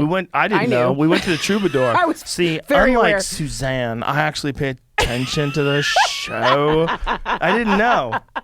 I have a man crush on Jason Momoa. I love met the him in a show. Whole The Foods show was parking lot. great. I met Jason Momoa in a Whole Foods parking lot. He's the Did you fucking really? nicest guy of all Amazing. time. Gave me his phone number.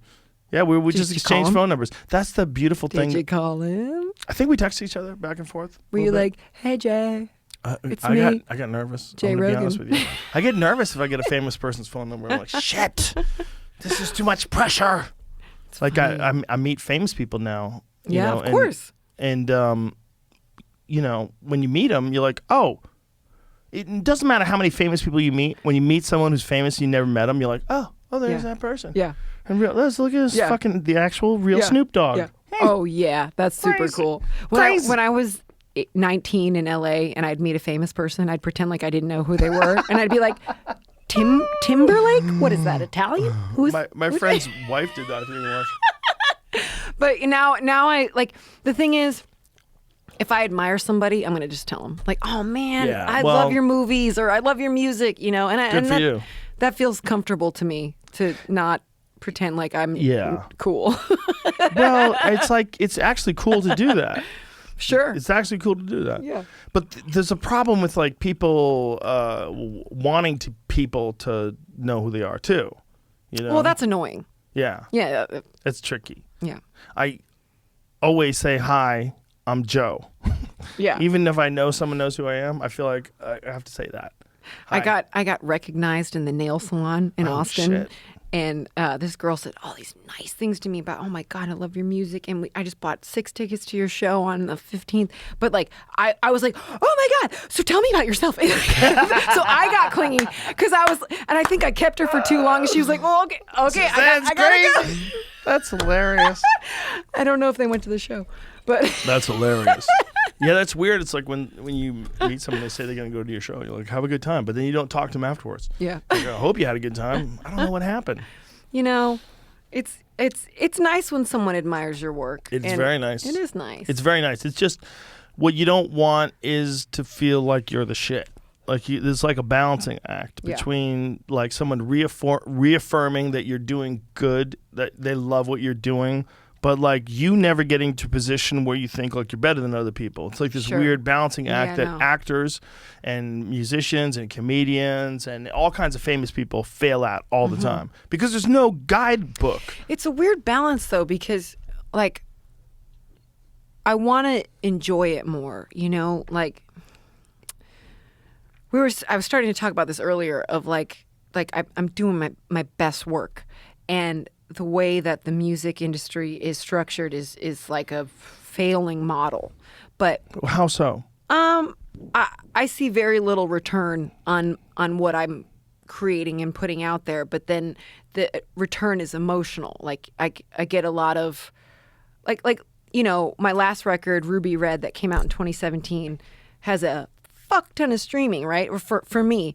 But I made like 10 grand off of it, and not to measure it monetarily. So do you get most of the money from streaming? From shows? From shows. From shows. Oh, but we're saying you made 10 grand. You mean you made 10 grand from the road? From streaming. From stream. Okay, that's and like pre-sales out the gate, and like pre-sales of tickets or pre-sales of the album. Okay. Vinyl specifically. But the what would you like to happen? Like what is like a normal? If you go back to like your early days. Sure. What I would like to happen is, I want like concentrated touring where I'm out for like 2 weeks and then I'm not away from home for so long, because home is really important to me. And for so long in my life, like I moved every year for like 15 years. I didn't really have a home, and I'd just be on the road constantly. And what I would like is, a comfortable amount of financial return, and then my home life while I'm creating more content and music.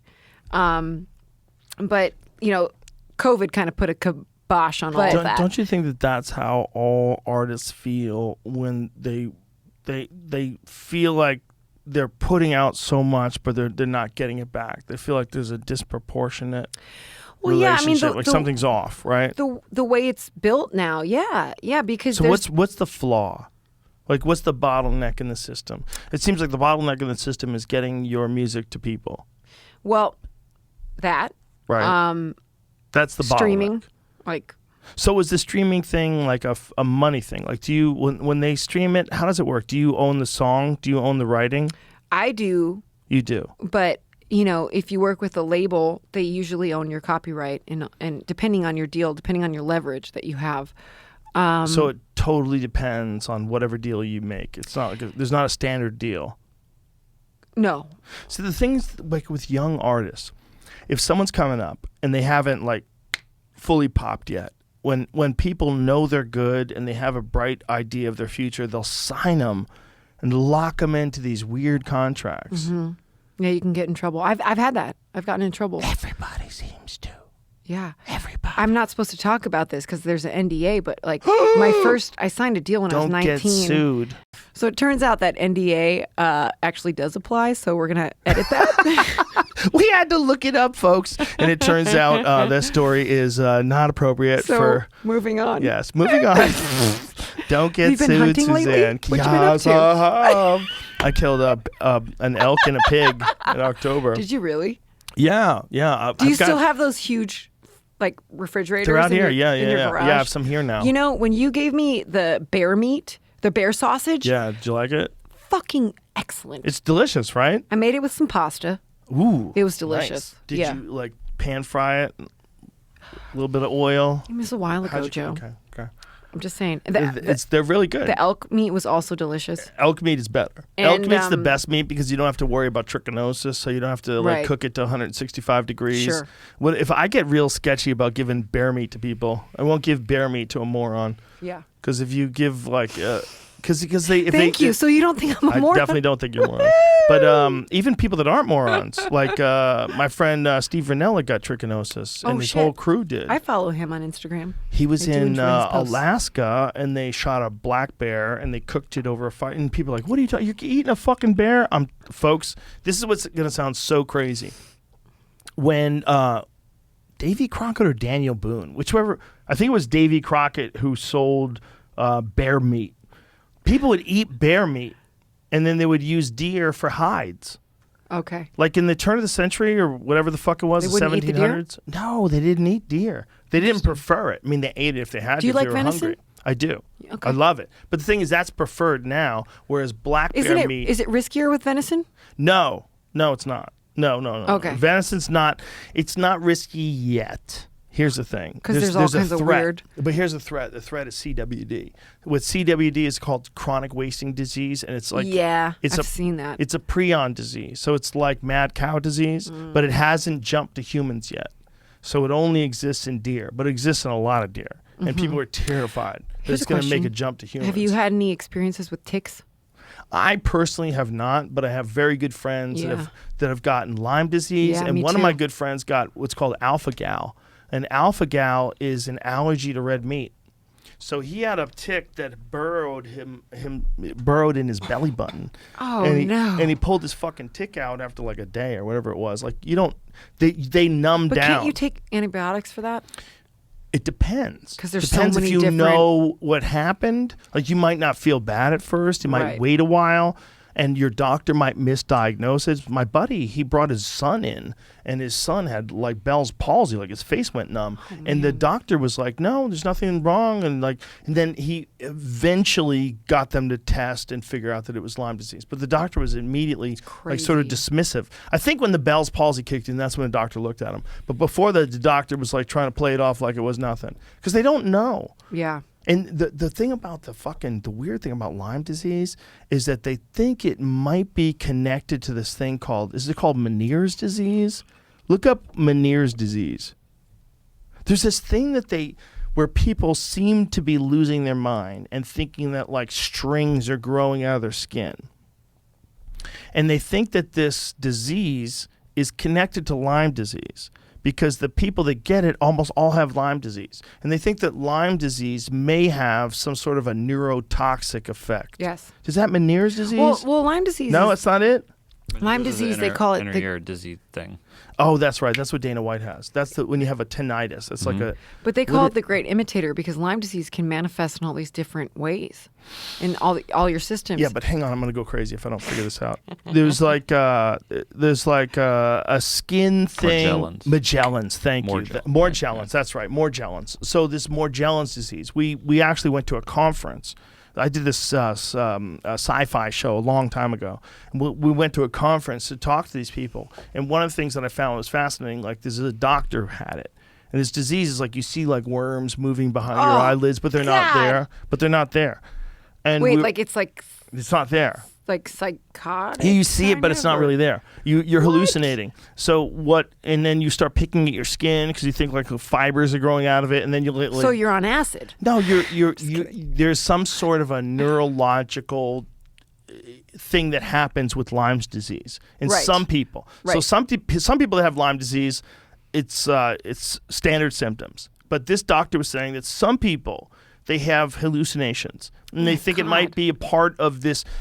The way he described it to me, and I'm paraphrasing, I'm doing my best.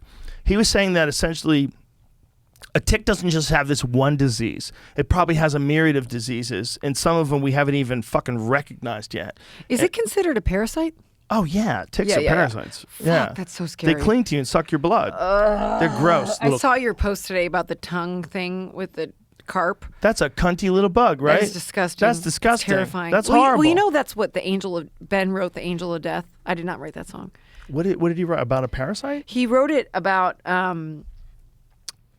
after watching Planet Earth and all of these the documentary specific series? species that would take over your brain, and you know that it's a terrifying thought, but you know it happens, and like God forbid it happens to us.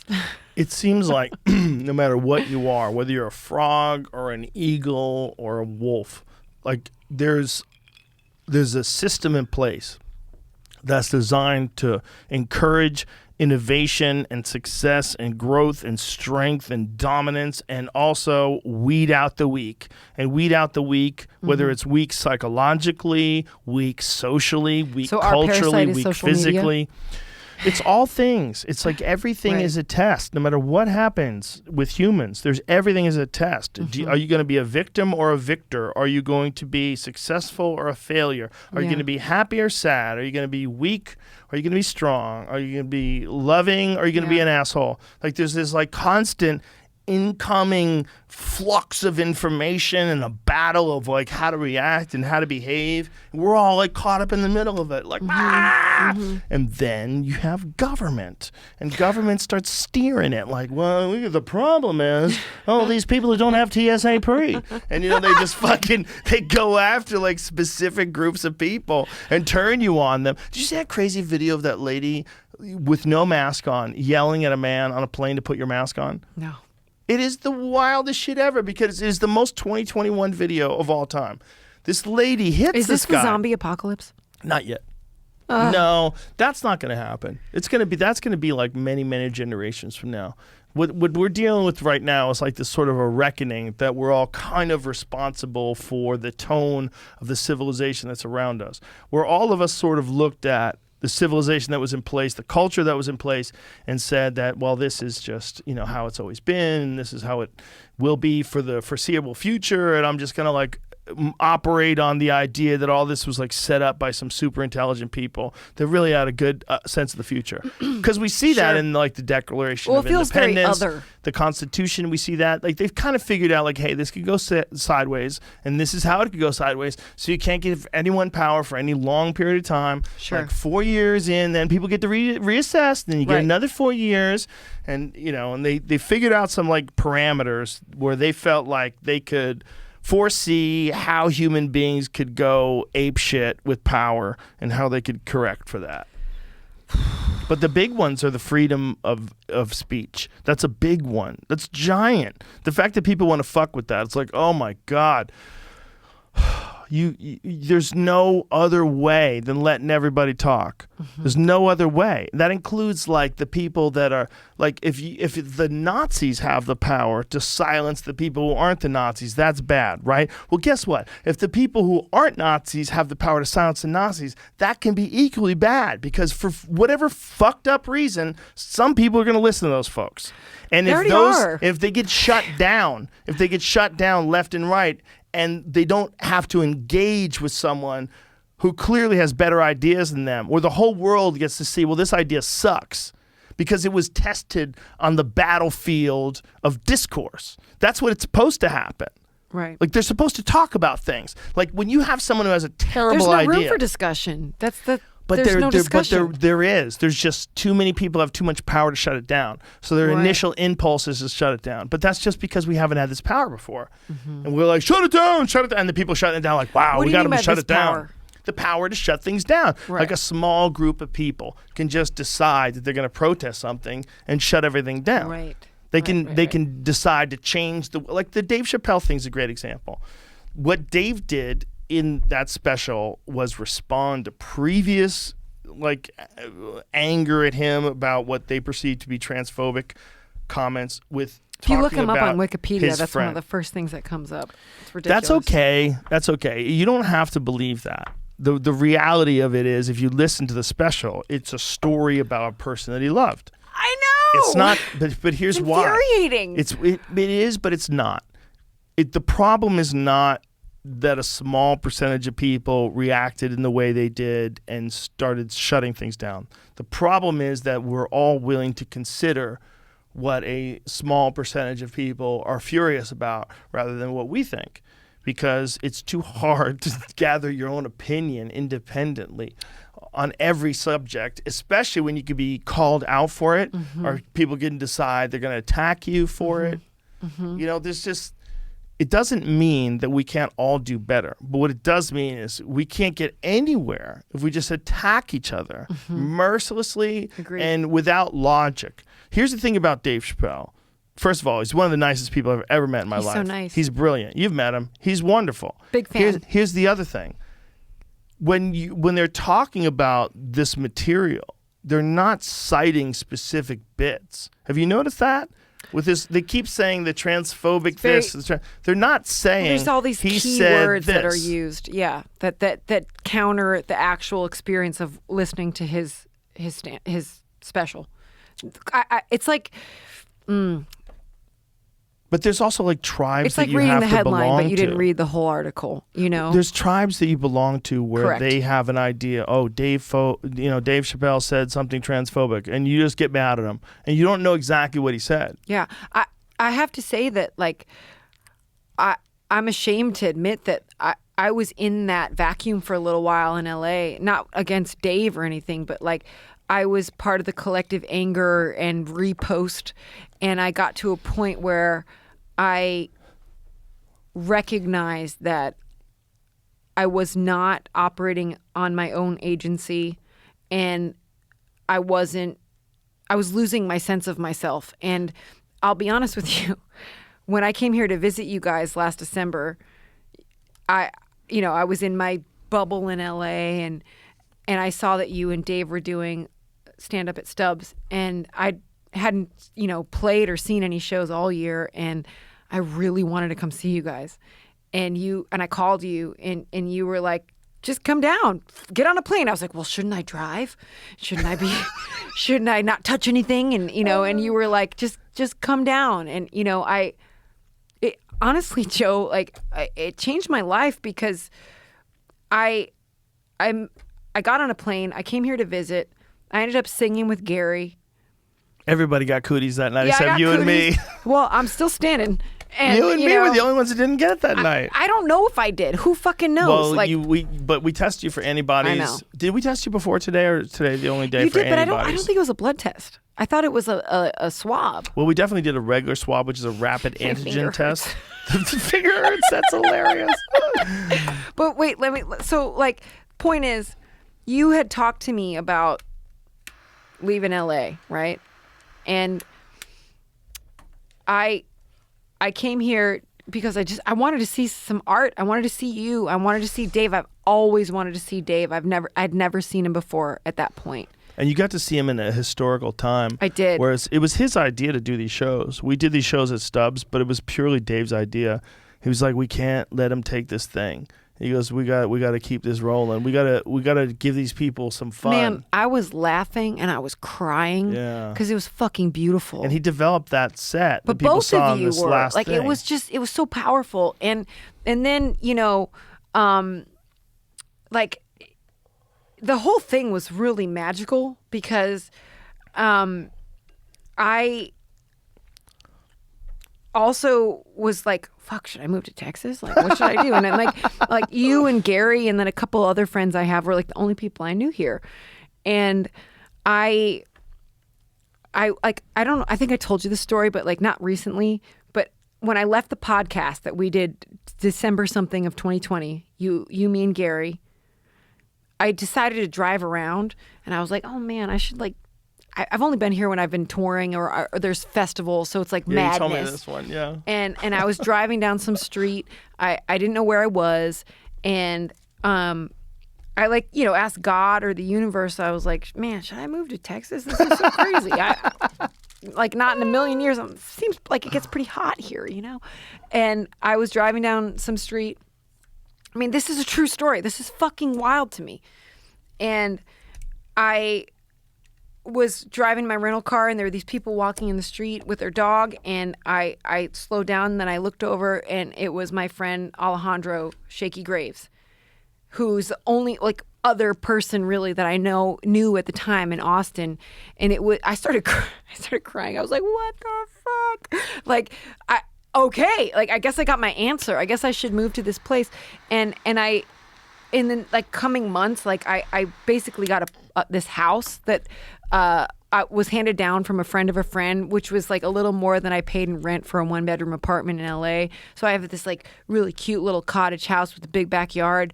And then I met this person, this love of my life, and my life changed forever.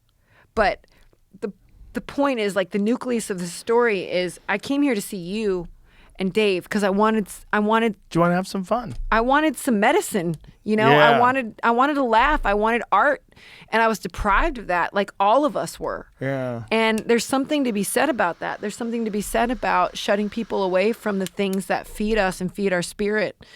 And what can be said is about whether or not someone should be able to tell you that you can't correct go out, you can't take a risk.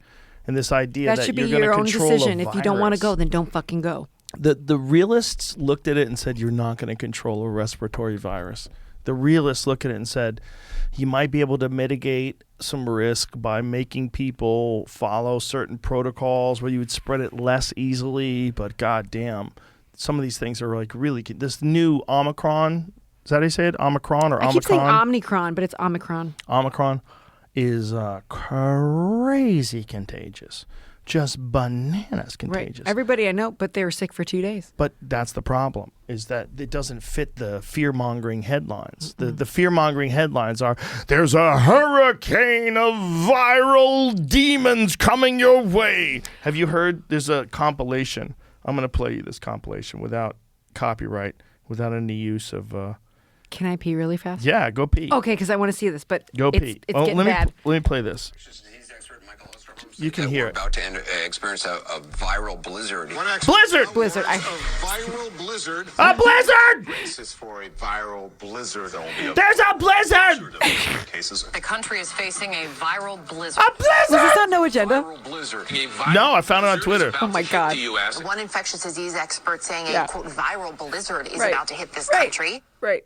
Brought to you by Pfizer. You know, this is why I love No Agenda, because they give you such a perspective when they concentrate all of it, and you're just like, oh my God, they're all saying Yeah. the same bullshit. Yeah, no agenda. He operates like literally Such with a no fan. agenda. I'm such a fan. He's so smart that I he's managed to make himself completely independent of the system.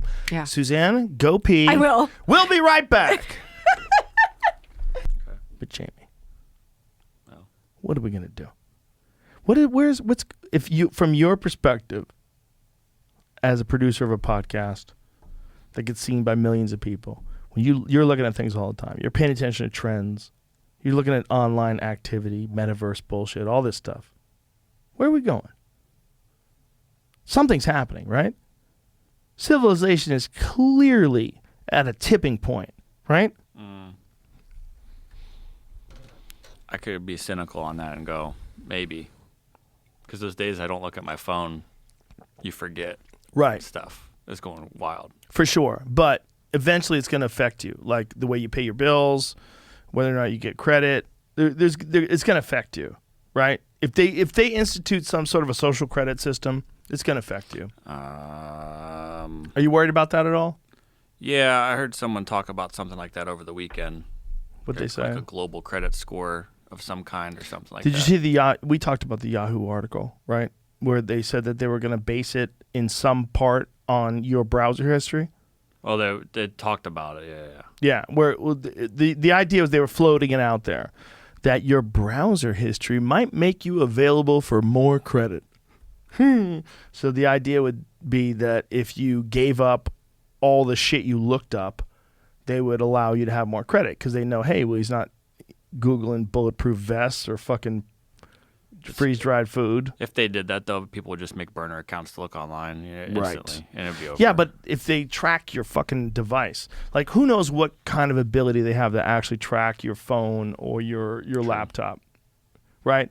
Like if Edward Snowden didn't tell us about their ability to essentially like mass store every fucking phone call and email you've ever made, if Edward Snowden didn't tell us about what the NSA was cooking up, we would have never guessed it.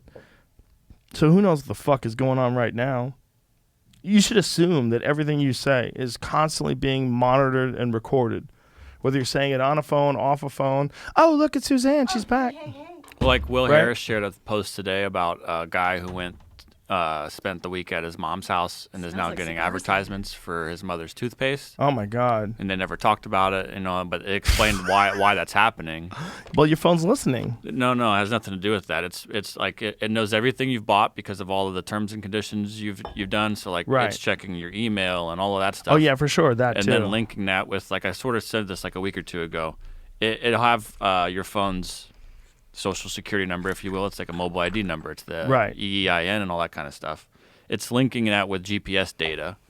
So it'll know like me and you and Suzanne are all with each other. Right. So she'll start getting advertisements for stuff you're buying, thinking and hoping that you might Spaceships. see an advertisement. I'm getting. Like Suzanne will see an ad you missed. Like, hey Joe, did you see this thing? I bet you would love this. Well, what about when you talk about something and then you get an ad for that something that you've never seen an ad for before? It could be it's Could be coincidence? It could have known that you were watching TV because it's coming through a streaming service now, and it knows you would have seen the ad, so it's re-giving it to you. You know, it's like it's redistributing it to you. Right. again. Like the only reason why I know about it is I've seen an ad. Yeah, like Right. I've been using YouTube TV for 2 or 3 years now, and I recently watched. I don't remember the reason why, but like over the air football game. You know, like over the antenna. the advertisements are so different, and you don't even realize it. Right, but I have had conversations with you or with a lot of people where I'm talking about something and then all of a sudden I get an ad for that thing in like Google Ads. I also think there's a lot of it's how many ads do you get all day that doesn't happen to, and then you're like, oh shit, I mentioned that thing yesterday. And also I'm when getting you an ad mention for it, are you mentioning it because it's in the public zeitgeist? Like, and why then did you say it? Right, and then it gets out there. That's possible too. Like, but that's the thing is like you have to be like really honest about what's the source of whatever the fuck it is. And the problem is people get really tribal. And when they get really tribal, they don't want to admit that maybe they don't totally understand what's happening. Like, is my phone listening to me? Fuck, it might be.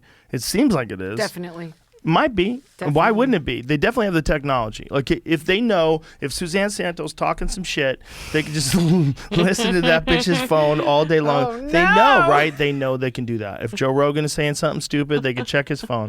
They know, you know they can. I know they can. We all know they can. So if that's the case, like, well, how are they doing that? And are they using that technology all the time? Like, why would you just use it on potential criminals or enemies of the state or what have you? Well, you could use it on the entire fucking population and make trillions of dollars in advertiser revenue.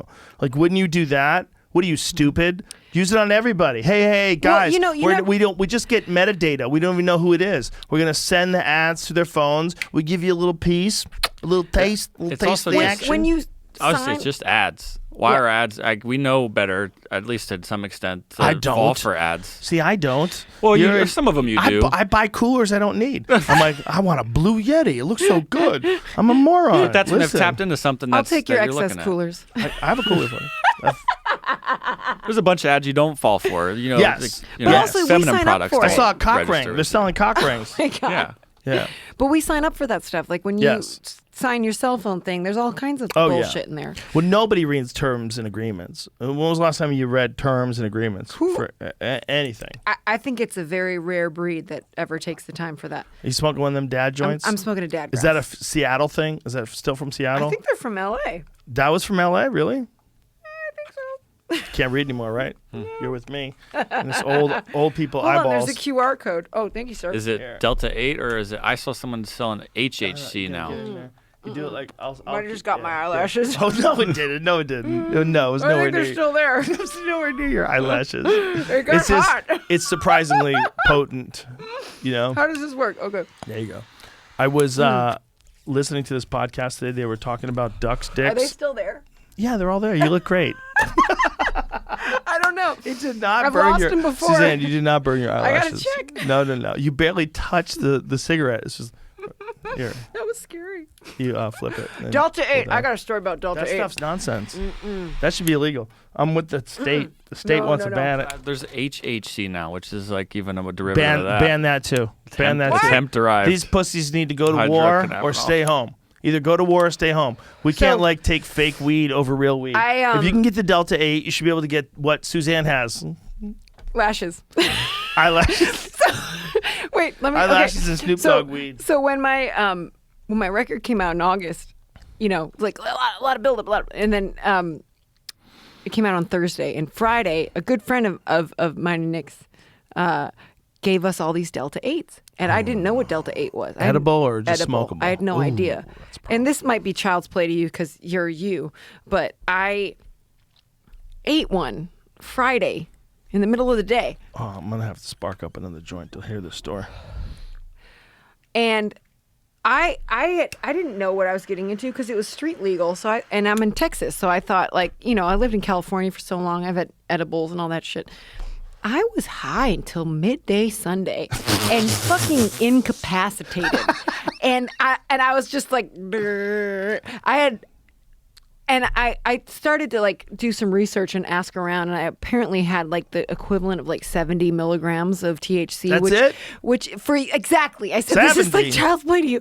I'm a 5 mil kind of gal. Listen, I'm lightweight. I'm only a purple belt. Joey Diaz is the grandmaster. He's a coral belt. I've been on planes with Joey Diaz, and I've been terrified, and I watch him No. pop 2 more extra 200 milligram ones in his mouth. That's fucking insane. And he's insane. That's insane. I've seen it. He goes, Joe Rogan, I was in the middle of a panic attack. And then he takes these 2 more and he throws them down the hatch. And I'm like, no! We're No. like halfway across the country on our way to New Jersey, and this guy is No. eating stars of no death. way. No way. It's crazy. It's so potent. Yeah. I mean, They're so potent. I'm sensitive across the board. Like But you and I are very different than Jamie. Jamie can eat 1,000 milligrams. I'm sorry. What? No bullshit. Jamie has the weird. Jamie might be an alien. Are you an alien? And I'm not kidding. When's He's your birthday? the best one-handed Googler the world's ever known. But Are yeah. you Capricorn? Congratulations. the thing that's important about him, though, Very is organized. like he doesn't get high off of edibles. It doesn't work on him. Can you get drunk? Sure. Okay, cool. There's What else something can you about do? edibles. It's an edible thing. It doesn't work. He just sit there and stare at you. Crazy. So you just like It's got 1,000 metabolize it milligrams in differently. him. Yeah. Did you ever hear that story about a monk that I forget who went to visit him and gave him LSD, and they were trying to talk to these monks and favorite. tell them that this yeah, sure. Have They were some trying to background. tell them that this thing that he had would bring him immediate instant bliss Enlightenment. and enlightenment, Okay. and he ate like 50 doses worth and just laughs at the guy. He goes, ha ha ha ha. Yeah. Like it didn't even work on him. Wow. Now, I got this from Duncan Trussell, and he might have got it from someone who's really in love with crystals. So no one can tell whether or not that's true. But it might be true. It sounds like a fun thing to say. Man. It's fun to think to some guy out there that doesn't have sex, that eats only tofu, and he's just breathing all day. Right. And you give him an acid, and he doesn't even blink. Well, I know of a couple people that have this, the immense capacity of meditation that is, I would say, on par with psychedelics and acid and all that stuff. And no, I think so too. It's not on par with the actual experience when it's at its peak, but there's people that are sober that don't need anything, that have like a weird understanding of how things work. I told you there's a viral TikTok video a couple months ago, and now they've come up with a new term for this called Eddie blocked. There are people that are like me that are Eddie blocked. They're not able to get high off of edibles. That makes sense. It's a key liver enzyme, apparently. really. Yeah. Well, Yeah. we all know people who are alcoholics, right? But if you Like, smoke, does that have a difference? Oh, I mean, Make a I can difference? get higher instantly. that's it right there. Yeah. Eddie blocked. Some people can't get high from eating marijuana. There he goes. You know what's interesting is, I don't think people even fucking knew that it was different until like the 2000s when people found out about like all the different metabolites that are created when you eat it. 11-hydroxy metabolites, the big one. When you eat it, it's so different than smoking it. Really? Yeah, it's way Well, different. yeah, of course, yeah. But it's 4 to 5 times more psychoactive. Mm-hmm. So if you have like 20 milligrams of THC and then you eat it, like it's a totally different Well, experience than smoking it. Not to get too personal here, but they have those suppositories. Hey, what has That- Suzanne been doing? So, they can personally. Listen, there's nothing wrong with that. Only use them for severe menstrual cramps, which. What goes But up you can, must come down. and I can tell you, Spinning wheel. it's a great feeling. But Yeah. it's weird because it's just like in your abdomen in this way that like. Oh, here we go. I just Googled. Suppositories. Yeah. I typically take suppositories about 15 to 20 minutes to fully melt and absorb into the body, said Reeves. Reeves sounds like a freak. He sounds like he lives in Sedona and he's selling out memberships. So if you're using them for sexual purposes, be sure to wait at least that long before penetration play. Penetration play is the creepiest fucking 2 words together ever. Yeah, it's pretty weird. Penetration Pretty weird. play. I've never used it for fun, but I've used it for for pain, and it's pretty incredible. Well, it's good. It's the best way to get it into your bloodstream, right? It's like people are just scared of their butts. Oh, I'm not talking about my butt. Where you go up the other way. Yeah, yeah, That's yeah. what this Oh, says well, that here. works. Yeah. That makes sense. But But it says suppositories. It's I'm marketed. thinking about butt. It's marketed Same. marketed as vagina such. suppositories. Vagina. Yeah. Oh, I'm sure you suppositories, could the put it answer in to your butt if better, you less wanted to. painful sex. But So what it it's says? great for cramps. Well, that's awesome. Yeah. Well, look, it's a magic plant. I mean, it does so many different things. I'm a gigantic fan of CBD. Like, where it doesn't Really, I always doesn't feel even like I have to can't be, tell if it does anything. if you have inflammation from exercise, if you have inflammation from all kinds of different like weird things in life, there's 2 things you can do to change that. One, alter your diet. It might have something to do. It might be genetic. Yeah, gluten. it might be genetic, but it might Sure. also have something to do with the foods you're eating where you have a bad reaction to them. Find out what that is. They tell you to go on like an elimination diet, like maybe you go all vegan or you go all carnivore, whatever the fuck it is. It's like find out what keeps you from having this constant state of inflammation. You might be allergic to something. 2, you should probably check to see if you are allergic to something. But then I'm also, sure I am. everybody is, right? But the other thing they say is like you gotta like do something that's healthy for you that has these anti-inflammation properties to it. And in my experience, like CBD has been one of the best because when you work out a lot, like you get sore joints. Like my toes are sore. Do you take it as a tincture or something, or as a topical? Everything. I take a topical. Okay. I take oral. I take gummies. I eat gummies. I take drops. Okay. I do drops. Yeah. I take and CBD. You can feel a difference? Yeah, 100%. Okay. I've had like what they would call turf toe, where my toes almost have like arthritis from kicking things. Okay. Because like when you're kicking a heavy bag, like you have this thing that's hanging there. It's 150 pounds, and you're fucking stabbing it with the ball of your foot, and your toe gets compressed all the time. And plus, you're pushing off of it, so there's a lot of like repetitive use.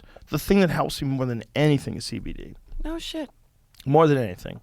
I've but had you other attack things. it from like all the angles. I do, but I don't do any like rub-on stuff on my toes. I just take drops or I take gummies. Cool. Yeah, I take the CBDMD has these like super potent gummies, and I'll take like 10 of them.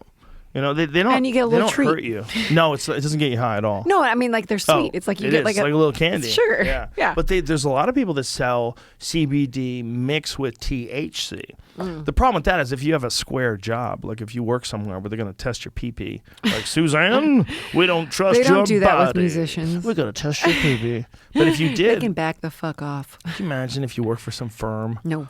And you're like Suzanne, we would love to have you climb the corporate It ladder. was never in the cards for me. Actually, check that urine. Never mind. Piss in the bucket, please, please. I think my only other option of a like other job would have been selling spaghetti and pizza in Cleveland.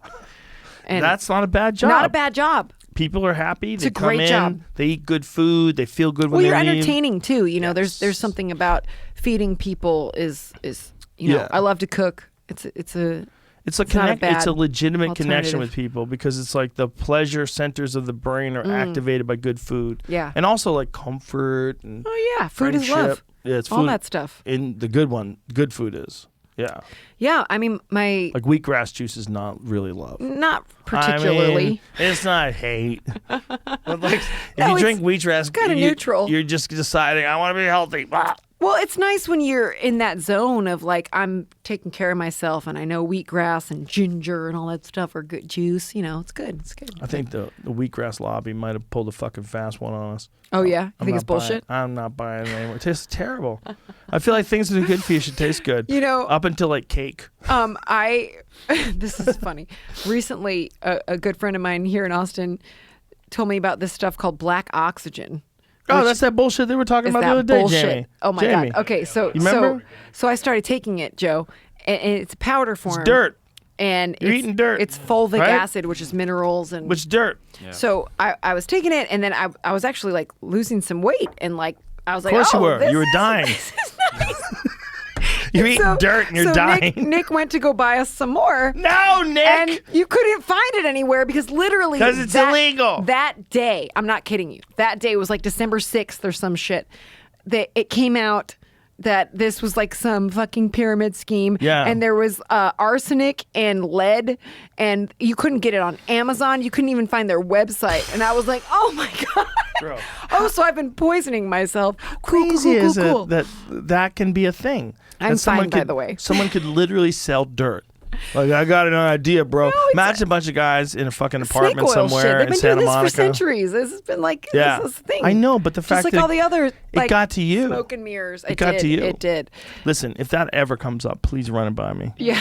If someone gives me a new thing? Yeah, I'll run it up the totem pole. I'll get an Copy. answer quick. Thank you, friend. There's you. always someone who will go, hey, no. Well, you know, the thing is, thank you. I appreciate that. I am after a life of health and vitality and joy. And so, you know, I exercise a lot and I keep a fairly, you know, like concise diet, give or take, getting stoned and eating cereal at midnight, but whatever. Cereal is delicious. It's so good. Why is it so good when it's so Fucking bad delicious. for you? Oh, What's your like guilty pleasure? Which one? Ooh. We If I kind of go had through peanut butter Captain Crunch No next to shit. Count Chocula, which one are you gonna oh my grab? God. So we're more of the berry, Fruit Loops? like we do Fruit Loops and kind of like Blueberry? but we'll get the like organic Fruit Loops, Oh, like that's from Whole bullshit. Foods. No. I like Golden Grams too. What was that? Fan We there. had a sponsor for a Golden while that had like a keto breakfast cereal. Magic Spoon. Pretty fucking good. It's pretty good. It's pretty good. You know what? It's like 70% of the taste with zero guilt. And I put honey on that You keto terrible stuff. person. No, honey's good. That's it's not fucking good. natural. No, they fuck up the whole vibe. No, it's okay. No, you have no sugar. Maybe They a have- little cinnamon. Look, don't stomp on my dreams. It's not. Isn't it fucked that like sugar is such a siren song? It just pulls you right into the rocks. Like, you're just like, I'll take it. Give me the tiramisu. Crash. Right into the rocks, face first. I love tiramisu. Fuck. Tiramisu is speaking my my all-time language. favorite. Yeah, it's so Tiramisu good. is my all-time What favorite. are you, Italian? What is I'm a this? fucking Italian over here. Yeah. Tiramisu is my number one. Tiramisu. If I It's could have so just good. tiramisu, if I Do you went like last day cheesecake? on earth, 100%. Love it. Big fan. I even compote on it or no. I'm a bad I like a little Italian. fruit on I don't top like of it or cheesecake. no. You don't like cheesecake? Listen, that doesn't mean you're a bad Italian. It means you recognize that tiramisu is better. If tiramisu and cheesecake are right next to each other and the tiramisu looks like it's properly prepared, the correct move is to go with the tiramisu. You're not supposed to fuck with that cheesecake. That stuff gets on the roof of your mouth. It's okay. Tiramisu is better. Tiramisu is like there's something about like when they have the little cocoa powder on the top of the cream So and the good. cheese. Was it mascarpone cheese? yes. And like, oh my Yeah. God! Yeah. It's so creamy. You When eat it, done you're well. like you're such a bad person. It's like this No, is so wonderful. No. I think that we have to enjoy these delicacies more. Like that baby with the pizza. Yeah, exactly. That's what we have to Like be. your Christmas, just Yes. eat your pie, Joe. Yeah. Eat your pie. No. And I then ate you get too much back pie. to look. The thing is, you're Daddy's you're got a too problem. you're too determined. That's the problem. I add that to pie. Like I'm determined to eat more pie. Like once I eat a piece of pie, I'm like, let's go. You're never going to More turn into Fat pie. Thor. But it doesn't matter. It's you're like just- Slayer you're songs just start playing. Rogan Thor.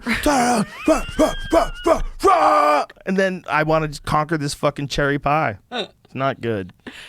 No, But you're I gonna be don't. fine. I don't appreciate that I'm gonna feel like shit for like 12 hours afterwards. That's the problem. 12 hours? Yeah. Did you sleep that night? Yeah. Okay. But I always Yeah. have like crazy nightmares. Yeah. Too. Like when you have too much sugar in your system, like your body's trying to fight off Totally. demons. Totally.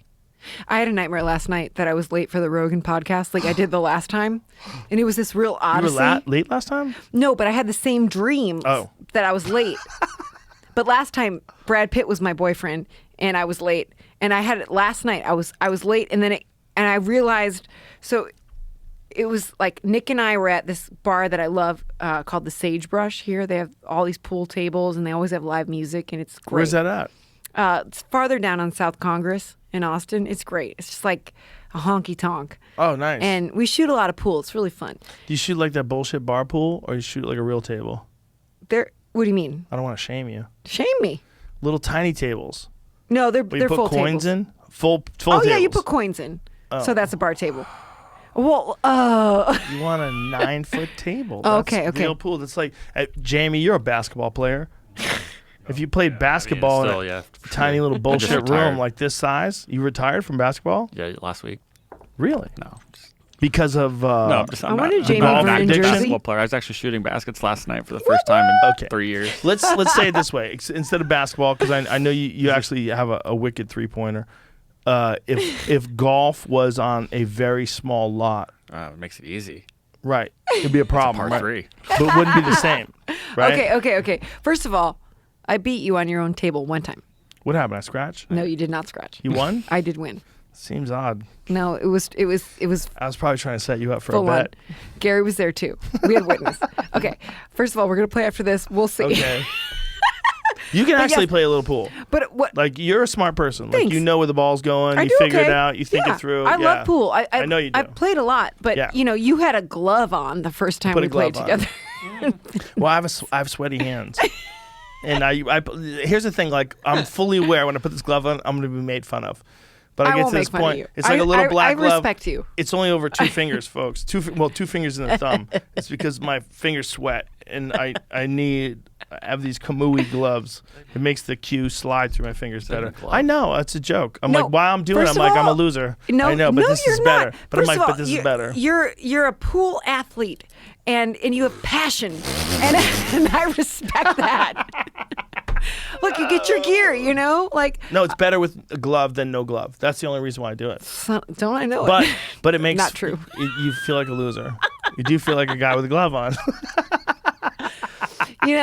But a lot of the best players of the world, like if you looked at all the best players in the world, I would say at least 50% of them are wearing pool gloves. I mean, it's like a delicacy, It's like, how do you want to do this? Do you want to, like, you're right. I like playing not slop. We don't play slop, but playing at the We bar. can play slop. We'll play No, nine we're not ball. going to play Nine ball slop. I know how to play. We're not playing Okay, slop. That's not why I said it. First of all, that's insulting. It's fun. It's fun to play wild. The balls are wild. That's how gamblers play. Oh, I love When to they gamble on 9-ball, they play all the balls wild. Wait, what does that mean? That means if you go to shoot a 1 ball Oh, we're in a talking side gambling pocket, on pool. Yeah. When you gamble on 9-ball, one of the reasons why 9-ball is a gambler's game, and this Okay. goes back to like decades and decades ago, Okay. is that 9-ball is kind of a wild game in that all the balls are wild. Like if you went to shoot the 1 ball in the corner but you missed and it bounced 3 rails and went into the side pocket, still good.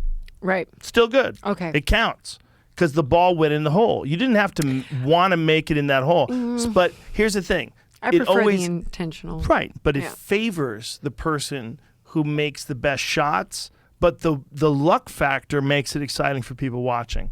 Because you can see a person who's a better person. I prefer skill over luck. I do too, but there's something fun about watching a 9-ball ricochet around a fucking table when someone missed and then go into the corner Whoa. pocket. Yeah. And you're like, Yeah, ah! yeah. I love And the lottery. It's gamblers exciting. love that. Yeah. So the skillful players decided to invest in 10-ball. And what 10-ball is 9-ball plus another ball. You have to call every shot. Okay. So it's rotation the way 9-ball is, but it also has no luck involved at all. And then gamblers started moving towards that. But that's a little trickier, like when you're betting on 10-ball. Like there's a difference between like sometimes you'll over-assess how good someone is at 9-ball and then you see them at 10-ball. Like that one extra ball that you have to maneuver around to knock that one into makes like a giant percentage, maybe 10%, whatever it is. There's a difference, yeah. And if you played 15 balls, if you had to do those in rotation, then you would really see the difference in players. Like, there's a guy named Efren Reyes, arguably the greatest of all time from the Philippines. One of the greats, for sure. Played rotation, which is like a 15-ball game in the Philippines. So you got so used to playing with 15 balls that like 9 balls was easy. So when you came over to America, like you had a way better sense of where the ball was going than people just played 9 balls. So pool. Yeah. Pool's like there's a thing going on with pool. Yeah. It's like testing where you are in the moment. It's not just testing whether or not you know how to shoot a ball. It's how together are you? How bad do you hate yourself? 100%. 100%. Joe, you're so right. I was literally talking to Nick about this last night. I said, I compared that sentiment to other areas in my life where I was like, when I'm like doubting myself, I'm like, I'm not going to make this. But I can. Like, I have the skill. I know how to play pool. I'm actually pretty good. But there's this mental game going on, just like tennis. I love tennis. When I play tennis, there's a I'm pretty competitive. I wouldn't normally admit that, but I've had a few. And yes, I am competitive.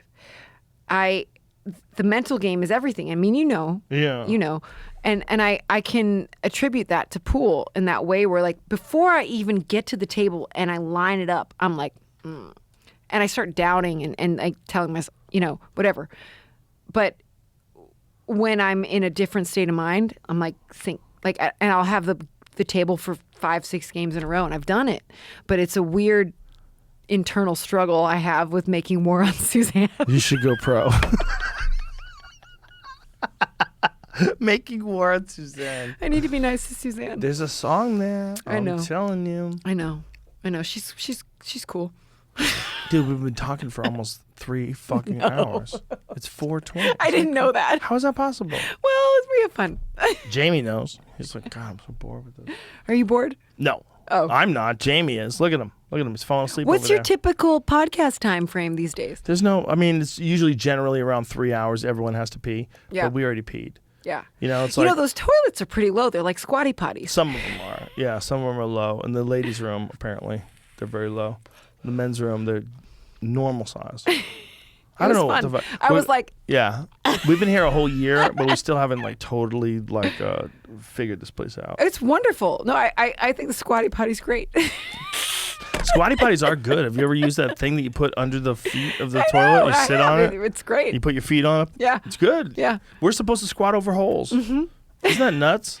There's this book called, oh my God, it's by, oh boy. It's about your digestive system and Your what? Your digestive system. Sorry. Your fault. That's Buffalo Trace coming home. Your digestive system.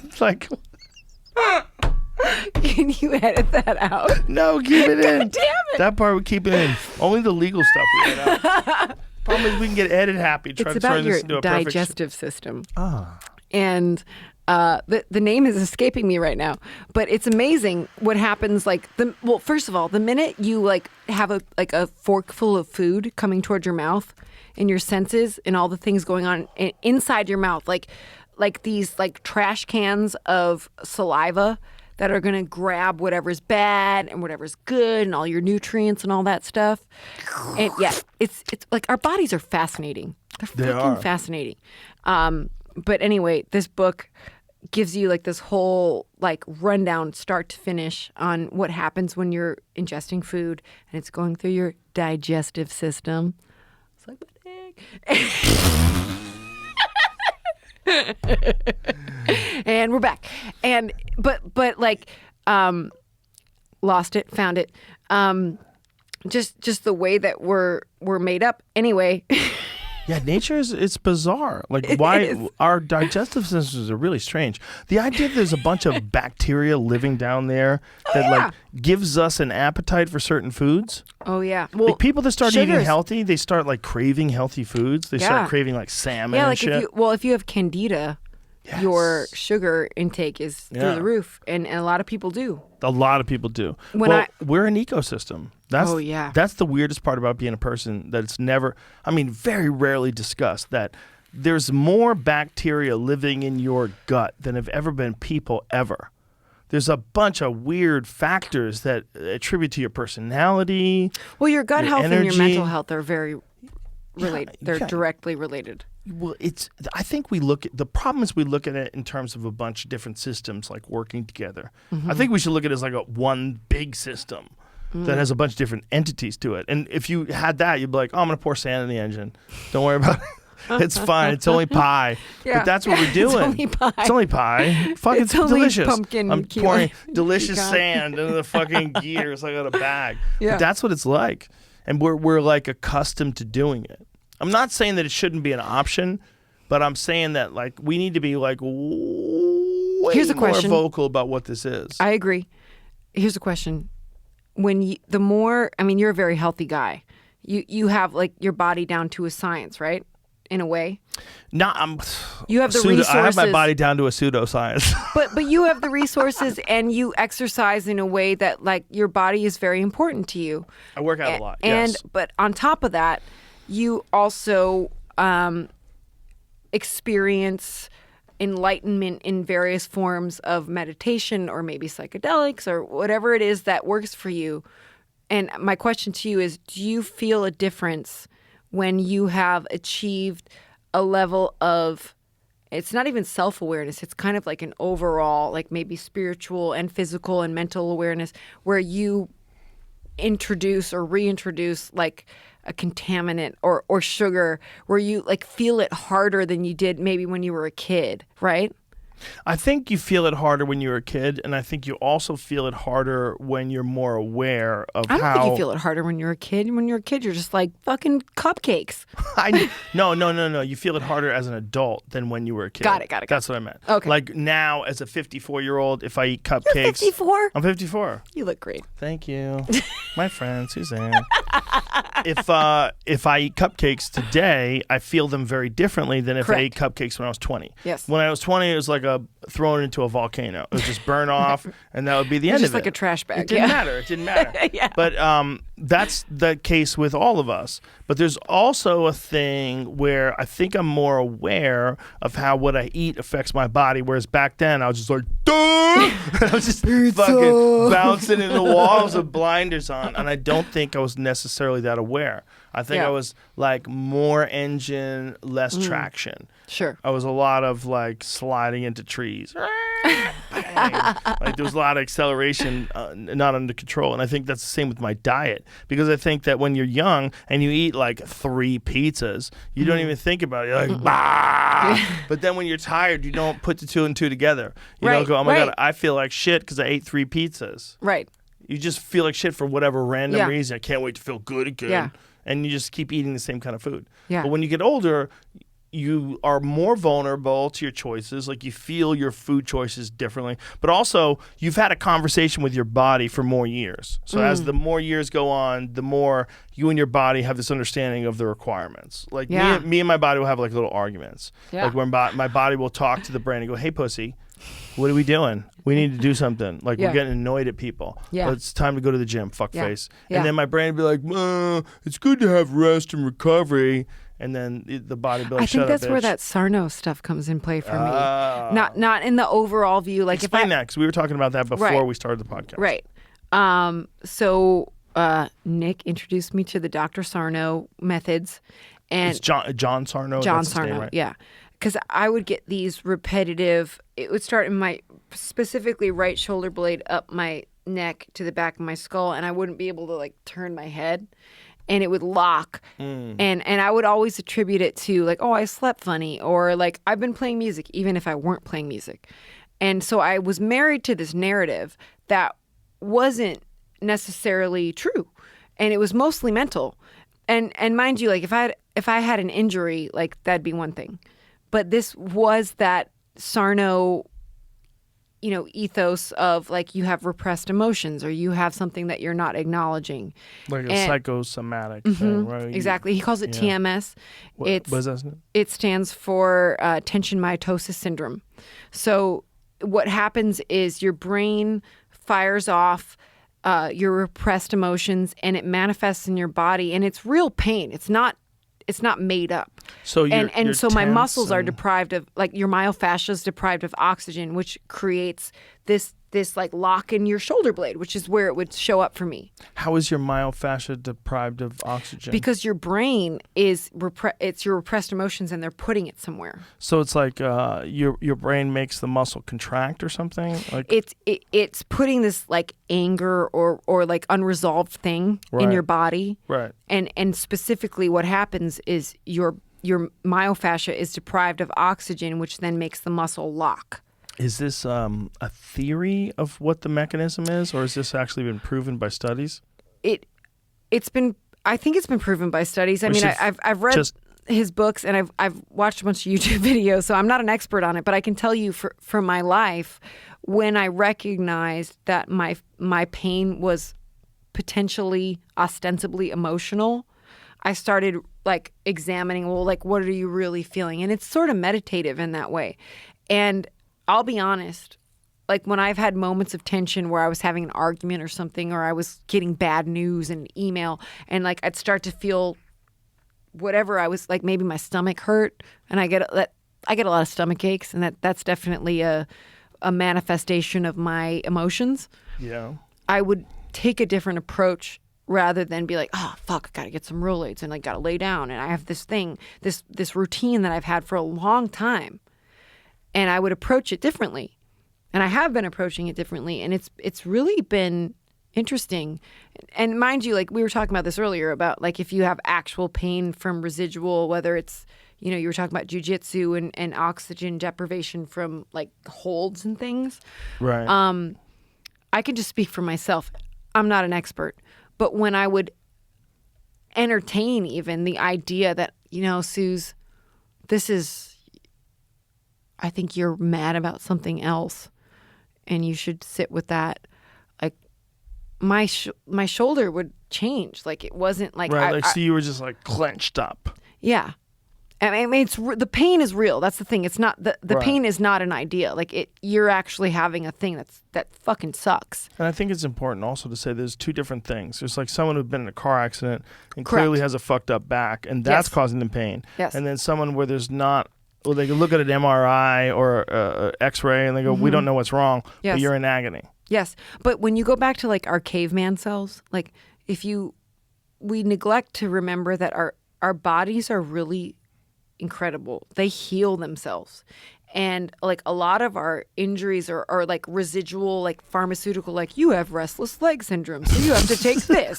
Like, a lot of that stuff is really mental. Right. And like we marry ourselves to this like, oh yeah, that's right. I got a bad back, or me, I have bad feet, so I'm going to have this and this. And so I would just like subscribe to this idea rather than give myself the opportunity to be a healthy living adult that Right. has a lot of like I'm not broken. Right. But I've thought that for a long time. I've thought like, oh man, I got bad feet, so I'm gonna have bad But knees. you always and a say bad like back. the bad feet thing. Like, have you ever looked at like foot strengthening exercises? Oh yeah, no, I got yoga and- toes.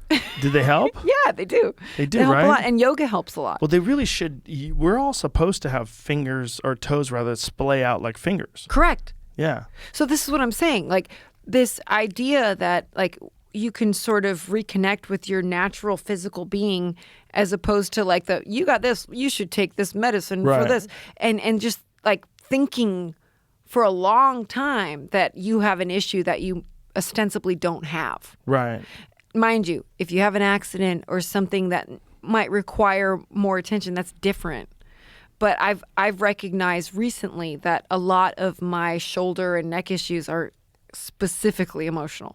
Well, I think there's a lot of people for sure that are experiencing that. There's a lot of people for Yeah. sure that are experiencing a lot of tension, and especially now, like more than ever in our lives, right? Like when Yeah. have you ever been alive where people are this fucking tense? No, well, I mean, Never. What you were saying earlier about like our line of work in Yeah. entertainment, and like we don't get to create if we're we Right, don't we get get an audience. locked out of what like, we do. But other people that like their jobs are their passion, and Right. and things that they love. I They mean, get we're- locked out of we're- that too. Like, how about Yeah. chefs? How about people that All of work it. in a lot of people that worked in restaurants got fucked. Yeah. I mean, it became a real goddamn shit show for those folks. And how about teachers who are Thank you. terrified? Salute, my friend. Cheers. Salute. How about teachers that are Some good work here. terrified? The Lord's work. We're making it happen. There's so many teachers out there that are terrified of their kids getting them sick and then they're dying. Like they're really worried. Like, and if you're a teacher and maybe you haven't been concentrating on your health, and all of a sudden, like going to school is not just you're going to take care of some kids and give them You're some at risk. ideas and help them to educate themselves and evolve their view of the world. Now you might die. Now your job is a Do you new believe thing. that? 100%. For some people, they definitely might die. It's just how many? What's the percentage? For sure. I know people that have gotten fucked up by COVID, and I know people that just breeze through it. Yeah. And I know people that got fucked up by Delta that took, and I know people that got this new one, Omicron, and it's been nothing for them. So fortunately, that's the way this is headed with this particular variant, is that it's more contagious than ever, but it's less virulent. Right. Like it's not rough Right. on most people. And they've only recorded, they've recorded, I think, 7 deaths or maybe 9 deaths worldwide. Find out how many deaths worldwide have been from Omicron. But only one of them in the United States, and they kind of abandoned that. They had this idea that this guy was, they said he definitely tested positive when he died, but he had pre-existing conditions that they think may have been the cause of death. Whatever it is, they don't. But that's only one person. So who knows how many fucking hundreds of thousands, if not millions, of people have caught it over the last month or so. It's been a viral blizzard Well, or hurricane. What they say? Blizzard. It was a Blizzard. blizzard. I got caught onto the Alex Berenson stuff in his research, and then I personally don't know anyone who died from COVID, but I know like people telling me they had family members, and I have so much respect for that. I have empathy, sympathy, all of the things. Like I'm sensitive to that. I'm not going to tell you that I know any better. To me, but sound a little mean. But I always when I hear "but," I'm always like, well, here comes the hard stuff. But the thing that's confusing me now is like this Christmas season. So many people I know are like, oh, I couldn't go home because we tested positive, even though so and so's asymptomatic, and like we tested positive, but thank God we were only sick for 2 days. Like it's I'm confused by there are not bodies like piling up in the street. Not with this new one. We're really lucky. This could be the end. This could be the end of the pandemic. I hope so. But it could be if it imparts real immunity to people that catch it, like that this immunity lasts for the next variant, and the immunity that we used to have previously, it's not 100% guaranteed with this variant. Like people have been sick for COVID, and Peter McCullough actually admitted this recently on Twitter. He said that the variant that we used to have, like the Delta, if you had the Alpha, you were immune to the Delta. But if you have had previous infection to COVID, you may not necessarily be immune to Omicron. So even if you're a person who survived COVID that before like a month ago they thought wasn't going to get COVID again, you might get this one. But you just said Omicron, like one person is reported as... Yeah, one, but they don't even think that that's how he died anymore. They kind of abandoned that idea. They think he was already going to die, but he tested positive when he died. But he was fucked. No offense intended. Again, like approaching sensitively to people that have had difficult times with this. I think the obsession with our... Okay, UK says 14 deaths and 129 hospitalized by Omicron. Well, clearly they're run by dictators and they're lying to the people, right? But that's what I'm saying. Like, well, I don't know. That sounds reasonable, though. Know. How many people are in the UK? I don't know. All I do know is like, I think it was 2016. I had the worst flu of my life. I don't remember a couple days. I was so fucking sick. Like I literally, I couldn't speak. I missed out on shows, and I don't remember like 2 whole days. And that was 2016, and I had the flu. But back then, like, you just got better, and I wasn't right for a couple months. I was like, getting my strength back up. Like I was just sleeping so hard. I was so tired all the time, and then I got better. And I can only speak for my own life and my human experience, and like I said, I have so much respect for anyone who's had a really hard time with this, specifically death or of loved ones or their own illness. I would like to have a conversation and understand what you've experienced, but I do believe that what's on the news is so manipulative in terms of fear-mongering and trying to get us to think something that may not be what it is. And I want to be a part of the solution and positivity, but the way that things are being run is really fucking scary. Well, it's really scary in that because I don't know what's real. We're monitoring. We're making money off of what's killing people.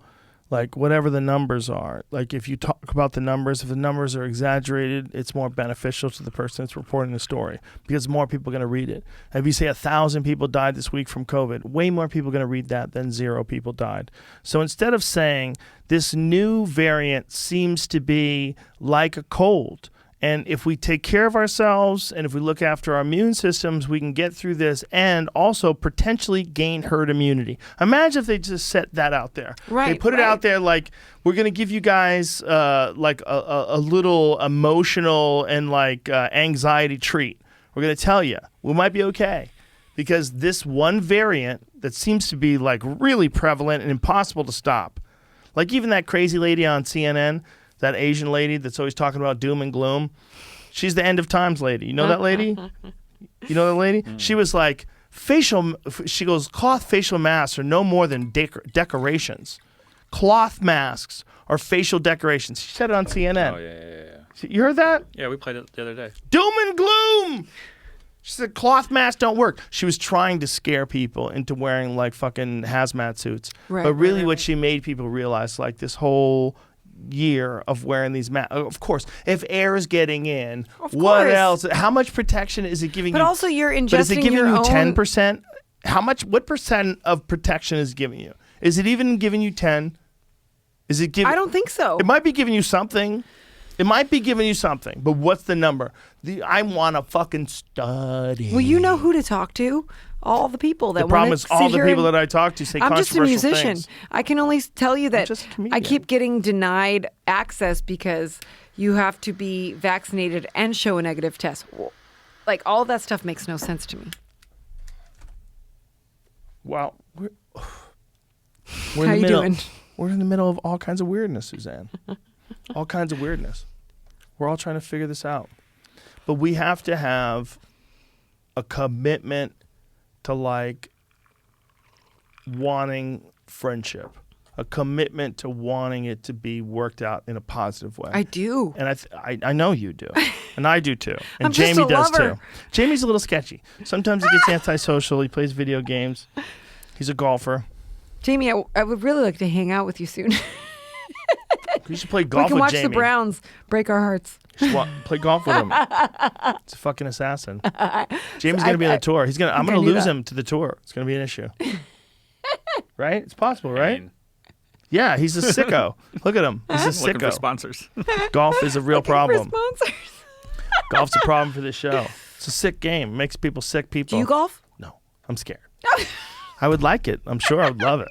I see Jamie and fucking Hinchcliffe. Their eyes light up. Ron White, his eyes light up when you talk about golf. Aw. Fitzsimmons, his eyes light up. They love golf. Fuck that game. Oh, weird. Something everybody likes. Yeah, that's what I'm saying. So- Is it meditative for you? No, It's definitely not. Are you competitive with it? Yeah. Okay. With myself. Super competitive. How are you with putt-putt? Listen to me. He has a Not computer saying set up in the back where he has Oh. a net that he Oh. drives into, Oh, and the shit. computer tracks the speed of his ball and how far it's going to go, Wow. given the certain trajectory as it hits the net. Okay. Am I saying anything It's wrong? a simulation of golf. Look at him. He's a robot over there. He's like that guy that winds up killing that dude in that fucking we in the alien Matrix?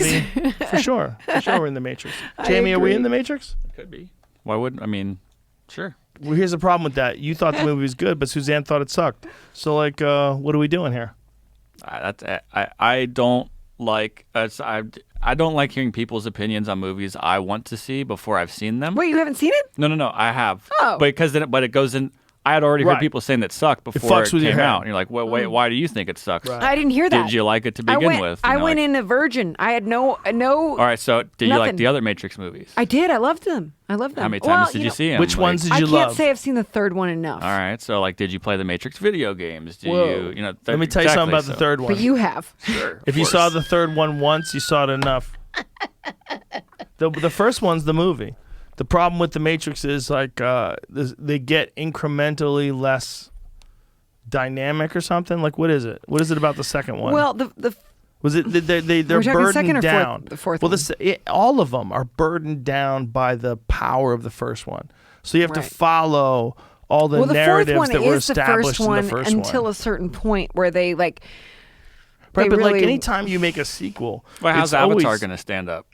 James Cameron's the baddest motherfucker that's ever done movies, son. I know, but I mean, He's if got it's his own been- Rolex. So if it does, like, it's 10 years. You know, how long ago was that even? That was a long James time Cameron ago. has his own Rolex. It's Martin But- Scorsese has his own Rolex. Same James Cameron did Terminator 2, and that is that way the better than the barometer? first one. Cameron did Terminator 2? Yeah. Yeah. He's the baddest motherfucker that's ever done movies. He knows how to make movies. He knows how to make, like, he took Alien and he said, I got an idea. How about they're easy to kill, but they're infinite? They're everywhere. Right. Like, he changed the movie. The first movie, like, you can argue that the first movie was more terrifying, because I think it was, because we had never seen anything like that before. 1979, Sigourney Weaver. It's one of the best movies in terms of, like, inclusiveness. She's 'cause wonderful, by the way. heroine, the females, the hero of a action science fiction horror movie. She's the hero. She know. kills the monster. It's the first of its kind ever. And it's so good, no one notices. What do you mean? No one notices that a woman was the hero. It's False. just so good. No. I'm not saying they don't notice it was Sigourney Weaver. I'm saying it doesn't become a narrative.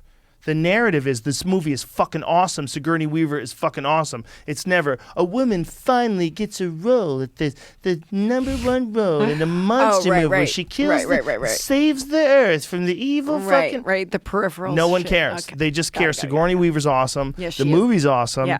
And it was so goddamn terrifying. Yeah. And then James Cameron comes along and he says, okay, that first one was really hard to kill, but the ones that I'm putting in this movie are retarded. And they're just going to run right into your guns. And they're everywhere. And they're just shooting them down. They're just gunning them down. Is that Alien 2? Yes, Yeah, Aliens. Yeah. But it's a totally different kind of movie. Right. That's a ballsy move. Yeah. Like, the aliens are easy to kill in that movie. There's so many of them. They're gunning them down, I got to work with Sigourney Weaver once, back when I was an actor. Oh. She's great. Did you get a girl crush? I did. And like, she wrote me a letter. Like, I got it in the mail from her Cartier, you know, what do you call it? Oh my God, I've had some Buffalo Trace. Jamie's fancy. He knows about Cartiers. She just wrote me a really nice letter about enjoying working with me, and I still have it. Is that the word you're looking for? What is it? Stationary. Thank you. I could not think of stationary. Cartier! This is I was bad. like, what is she On trying her to say? Cartier stationery. Thank you, Jamie. Boy, am I embarrassing myself. But she was amazing. She was lovely. Yeah, she's a beast. Yeah. Like, that lady's been in some fucking ferocious movies, But especially she's a those nice alien person. movies. She's a very present, nice person. Like, she wasn't acting like a big dog. She was working. That's and it was nice. very cool. That's Yeah. very nice. Yeah, I like her. She was also in Avatar, I was right? gonna say also an Avatar. Yeah, Yes. also in Avatar. Wait, is there a Big time second? scientist. Yeah, they're working on Next multiple avatars simultaneously because I think they take so long to do that it's probably Yeah. better to just like keep the people there and keep them working. Well, do you remember pump the 'em first out. one? How like Yeah. groundbreaking it was? Did you see Did it you in ever 3D? see the? I did. Me too. You know, it's funny. We were talking about 3D the other day, and I forgot about Avatar 3D because that's one of the. That's what it was, right? Yeah. It was. Yeah, well, that was better. the way to see it. I mean, It you was could see it better. in the regular theater, Yeah. but theater. I think that concept.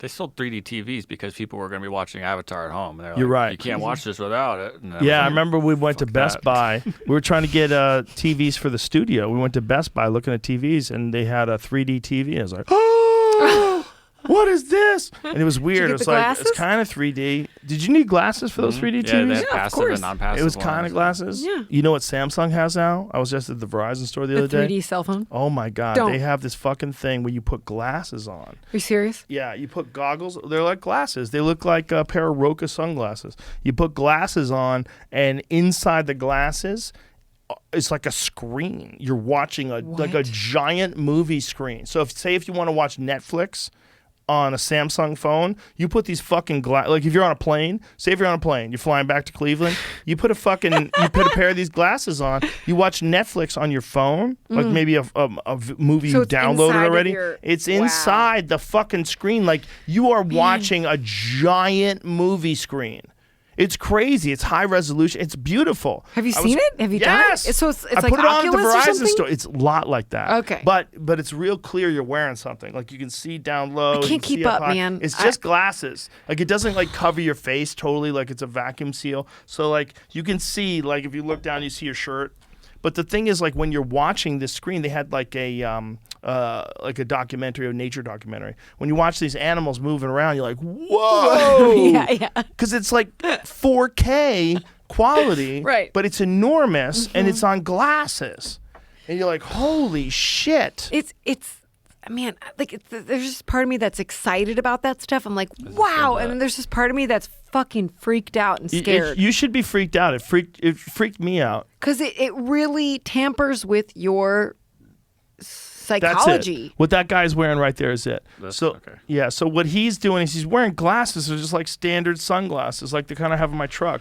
But in those glasses, there's something that projects a screen that literally looks like 100-inch perfect 4K screen. The quality is spectacular. So like what you're seeing when you have those glasses on So crazy. is amazing.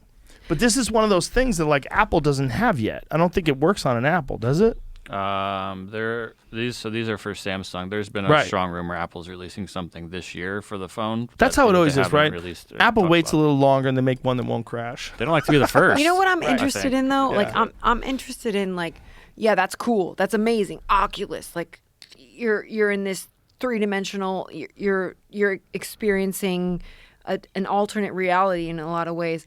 But I like the things that stand the test of time, like Lethal Weapon, you know, like where I'm still entertained and their effects or whatever they have going in their like level of technology is still has me grabbed. Yeah. You know, like this stuff is, you're just inundated with something new so frequently, you know, like remember when the iPod came out before the iPhone. With the wheel? Was like, yeah, with the wheel. Like it was like the one thing, right? Yeah. But now there's like 12, 20, like 30 things. And I acknowledge it. I respect it even, but to my human experience, it's a fucking lot. It's you know? a lot. It's a lot to like there's every some people human that experience. are really, really adept to technology, and that's great. Like, but like I mean, I just want to take a walk in the woods and not get a Lyme disease tick. If I can help it. Cat Williams had this line once. Cat Williams had this line where he's talking about they trick you that there's 24 hours in a day, and he's like, there ain't 24 hours in a day. He goes, it gets dark out like 12 hours in. And that's how they tricked you into giving up 8 of your hours of the day to working. And it's a really interesting, when you think about it that way, you're like, oh. Yeah. And so you think about technology or anything else, and you realize like you only have so many hours of the day to think about things. So if you're thinking about technology or you're thinking about whatever you're thinking about, anxiety, you're worried about asteroids, whatever it is, that it might. Funny you should mention. It takes away from the time you're thinking about other stuff. It just does. Yes. It doesn't mean that you should just like think about nothing other than what pleases you and allow the world to go to shit around you. It doesn't mean that. But it also means like there's a balance to be had. Correct. And if you're spending too much time thinking about things that freak you out or anger you or frustrate you or you disagree with or people that are pieces of shit and fuck them. Cunts. Like, fucking cunts.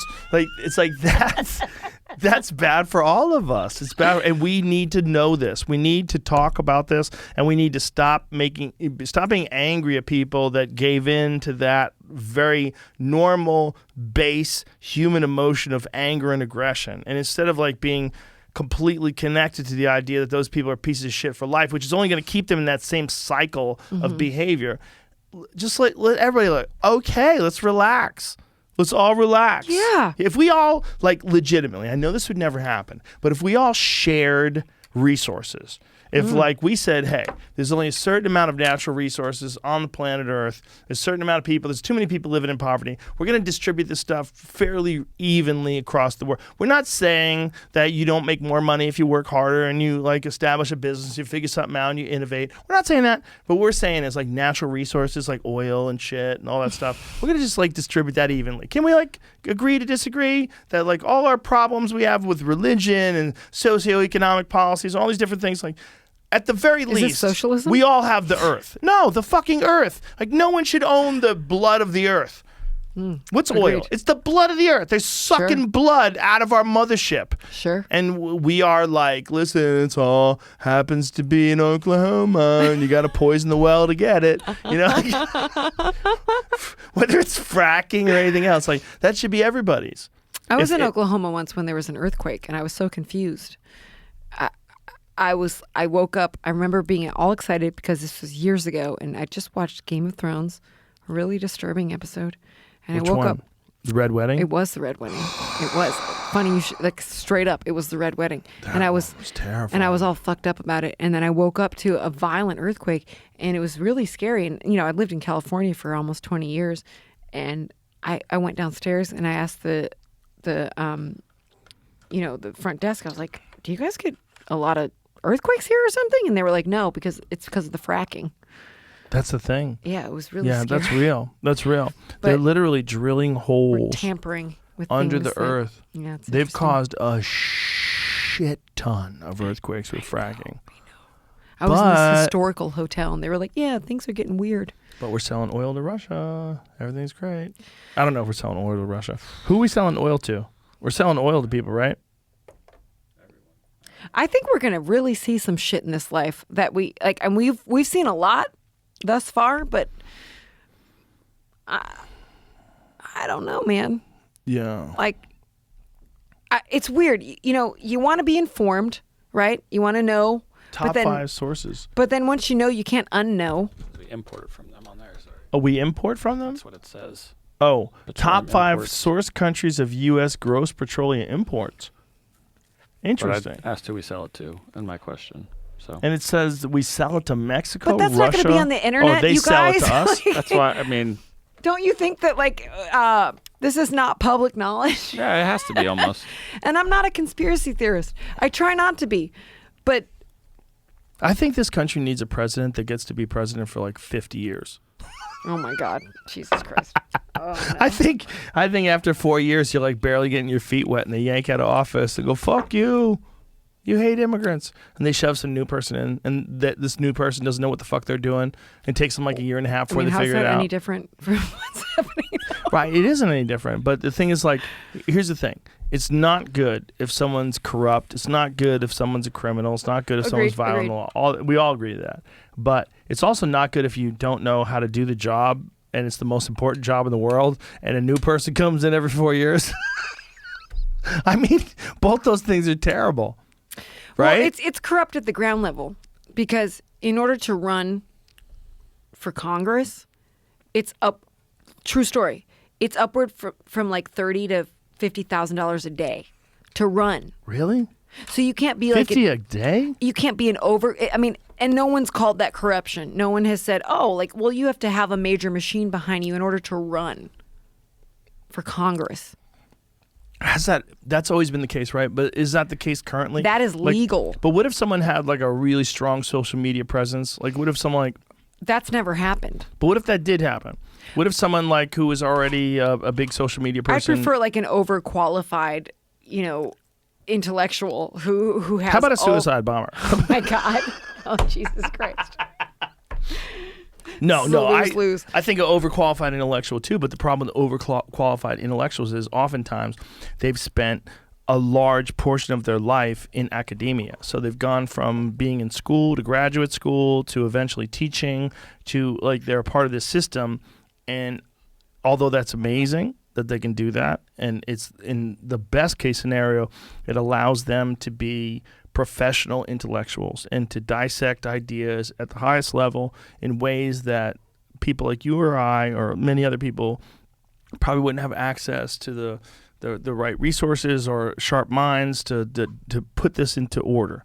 And then when they do put it into order and they publish something, the rest of the world gets to examine it and see their brilliant thoughts. They're professional academics. Like, you're a professional singer and I'm a professional shit talker.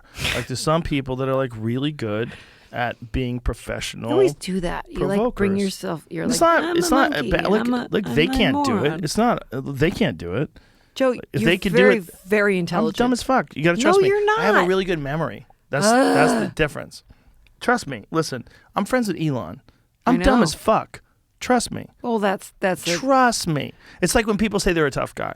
I'm like, bitch, I know Kamaru Usman. You're comparing not like a tough guy. a mountain to Just shut like the fuck up. I know another Cowboy planet. Cerrone. You're not a tough guy.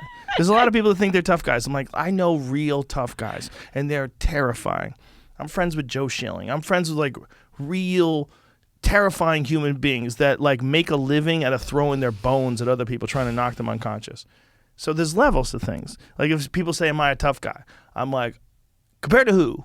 Compared to who? Compared to like some fat guy who never works out? I'll fuck that dude up. But like regular tough guys, no. No, you got to know where you stand. And that's the same place Well, with... the definition of tough guy is fleeting, But it is the same thing with intelligence. Like when people say you're intelligent, no, you just have access to a lot of data.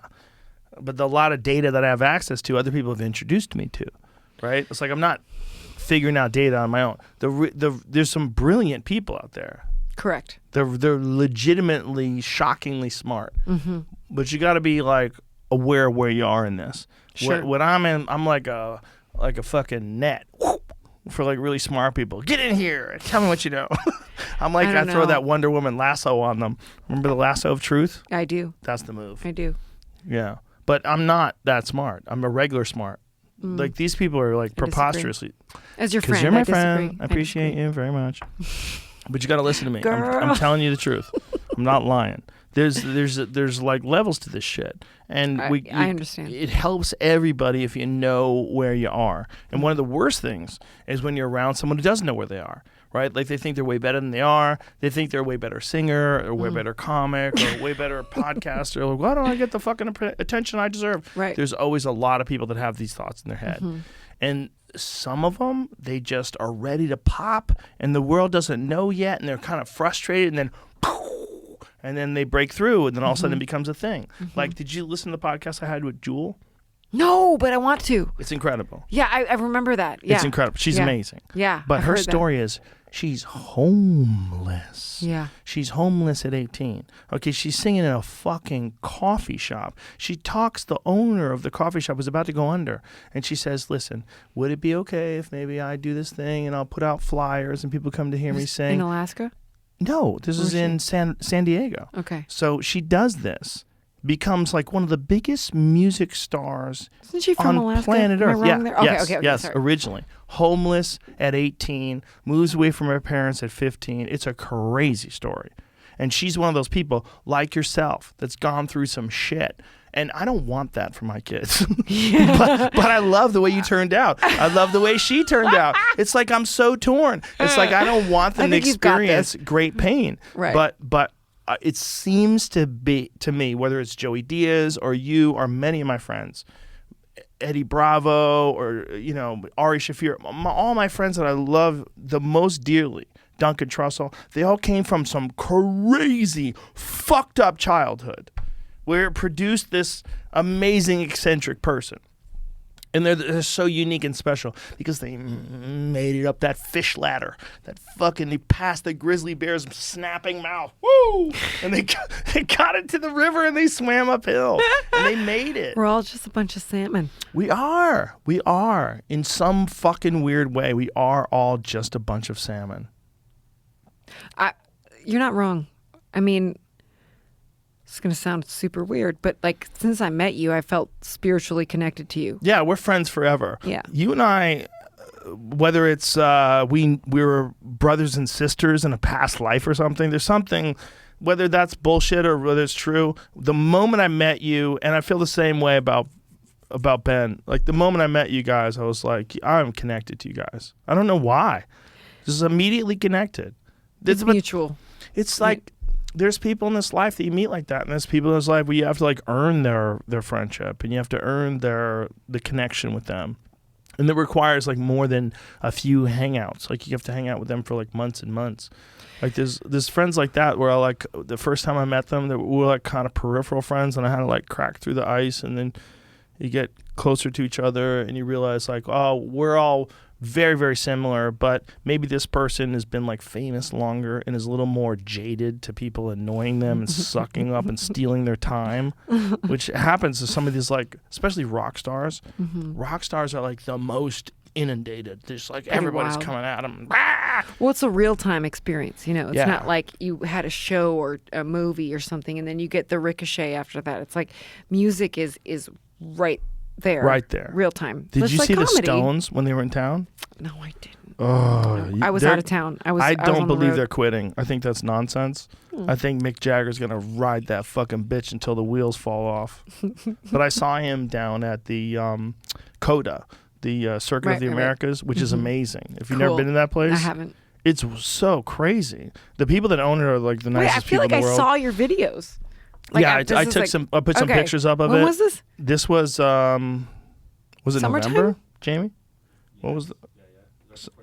Right before Thanksgiving. Okay. It was like a drug. It was like watching the Rolling Yeah. Stones on stage. It was like I can't Love the believe Stones. I can't even imagine that's really Mick Jagger. Yeah. It was freaking me out. That's wonderful. He was right there. Yeah, it's wonderful. And it was like 50,000 fucking people yeah, plus. That's great. And that motherfucker can still do it. Yeah. Yeah. When they sang Gimme Shelter, I was like, holy Yeah. fuck. I love that. Holy fuck. Like all your your goosebumps have goosebumps, and you're like your whole body's like, Yeah. I can't believe I'm really here. Yeah. I mean, that's like our life force, you know? Like that's that real-time experience. And I feel like that's what I've been talking about this whole time. Like that's all I want. Like you can't take any of this shit with you, right? Right.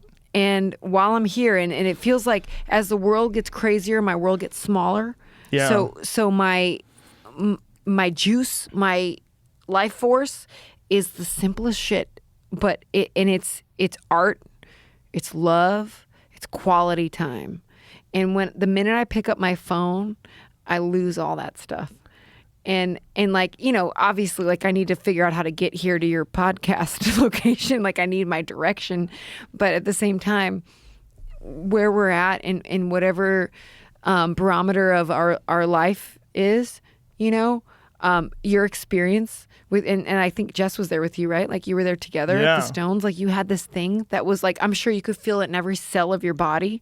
Yeah, Tony Hinchcliffe and his girlfriend were there too. Yeah. It was it's one of those things where you see it, where you feel like energy in the air. Transformed. But you can't write it down. Like No. you can't say, oh, I had 184 picograms of like rock and roll energy and checked into my veins. And you know, Gary does this thing during his shows, and I love him for this, and it's so special. And I know a lot of like your shows, you lock up your phones before you get in, so you could just be there. And Be also, there. people don't fuck with your shit, but like, be there. Be there. That's it. Yeah, exist in the moment. Have a good time. Just have some fun. Like, and I'm guilty of this too. Like that minute, like you're like, this is fucking awesome, and then you pick it up and you're like, but you're missing something. Yeah. You know, and that's You are, but you're also like, you know, you're just trying to figure it out. Like everybody's trying to figure out what the fuck these goddamn phones are, because they're not just phones. No. They're portals to the rest of the They world. sure are. Yeah, and you always want to check in.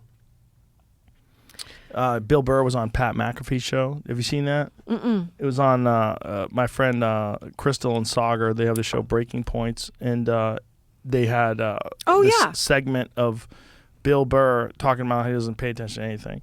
Good He for him. doesn't listen to the news. He's like, if you listen to Fox News or CNN, they're all fucking just trying to get you angry, and I don't listen to any of it. And he goes, and every now and then, sometimes like someone will say a joke, and everybody laughs. He goes, I don't even get the joke, because he's like, he's so not tuned into the nonsense that he's like complete. But he's doing is he some happy? of the.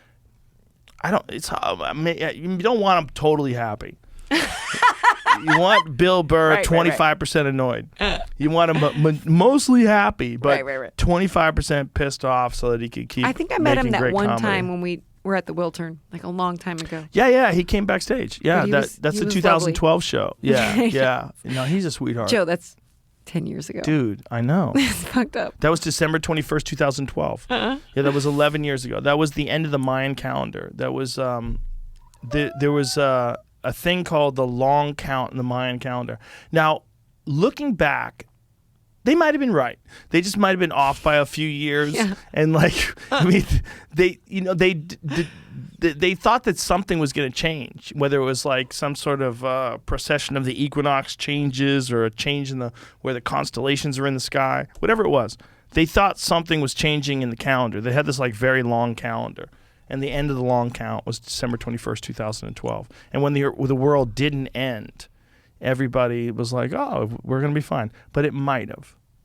It might have. It might have like started a process. I think something ended in 2008, but It's not that long ago. No, it's 2012 is not that long ago. no. There it is. Stanhope. Honey. Joey Diaz, too. Joey my Diaz is there, God. too. On the left-hand side is Joey Diaz. Yeah. Is That it was the fun, one on the man. right? The one on the right, Jamie? I think that's the whole. Oh, that's it? Yeah. Yeah, it was Joey Diaz, Doug Stanhope, you guys. Eddie Bravo was backstage Yep, too. Eddie Bravo was there. And we were all like, when we booked it, I remember we booked it like a year in advance. We were like, this is supposed to be the end of the world. Let's do an end of the world show. Oh, my heart.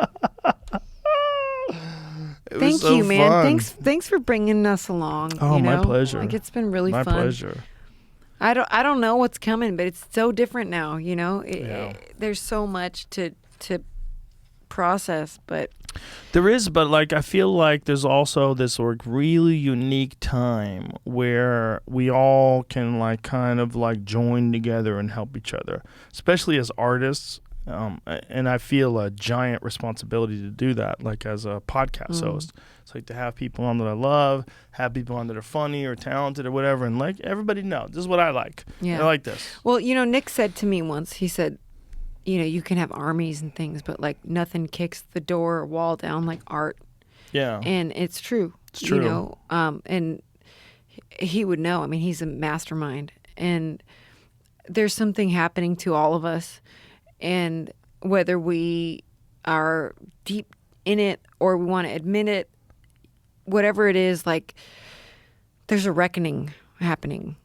And I'm not like a doomsday person. I'm not dark. I'm genuinely light by nature, but I can't deny this hovering feeling. And I agree with you. I think the art is important. It's a saving grace, and it connects all of us. And like I said earlier, maybe a couple hours ago, that when I came here to see you and Dave, I mean, Yeah, you decided to move here. But it changed me. Like you grabbed my soul and reminded me of something that is very important. We're supposed to be alive. Exactly. We're supposed to be having fun. We're supposed to have an experience. Yes.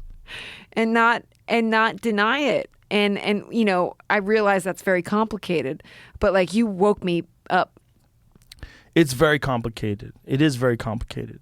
But at the end of the day, we have to look at like so many factors, but then take into account like what is our end goal? What's our end goal? What's your end goal as a person?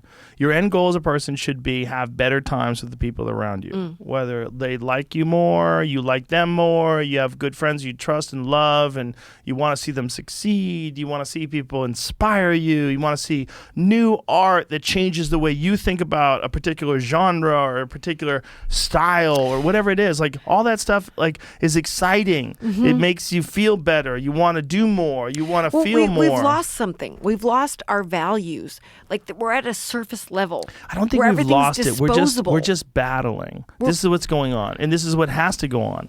There's no meaning without some kind of struggle, and there's some kind of struggle that's happening right now that's very unique. Matrix. It's kind of. It's people feel like that we're just here to like you have to. The human experience is you have to struggle, but I don't agree with that. But I also understand it. But the thing is, like, the warp speed that our brains are integrating is like we don't have the value of time and the depth. Like we're at this point where like our greatest joy is a TikTok video or some shit that didn't take much time. It didn't take much effort. It didn't take integrity. And I mean that. Yes. Sorry if that's gonna piss you off, but learn something. Learn a language. What about all the songs that were written in 5 minutes though? And people didn't try that hard. Well, those those I people just stumbled can- across it. I mean, those are They some of the can best eat hits of all shit. time have been written in 5 But it minutes. doesn't work like that Sons of because bitches. those songs that were written in 5 minutes were a byproduct of songs that were like your efforts as a songwriter for the whole essence of your being. I just meant it in the TikTok thing. There's a a guy. I don't know on, enough about TikTok. There's a guy to speak on that. Lex Friedman's show. I love Lex Friedman. I love Lex Friedman too. I had There's a dinner guy. with him and Eric Weinstein. I love both He's of them. great. They're They're both great. There's a guy named Peter Wang who is on Lex Friedman's podcast this week, and there's some clips on Lex clips, and one of them I sent to Lex. I said, "This is brilliant." And this is this guy, Peter Wang, and he's saying life without struggle is meaningless. And he's basically essentially saying everything that David Goggins has said, that Cameron Haynes has said, that Laird Hamilton has said, that I've said, that a lot of people have said, like there's something about trying to achieve something that's intensely difficult gives you some sort of sense of purpose. It's not necessarily all of life.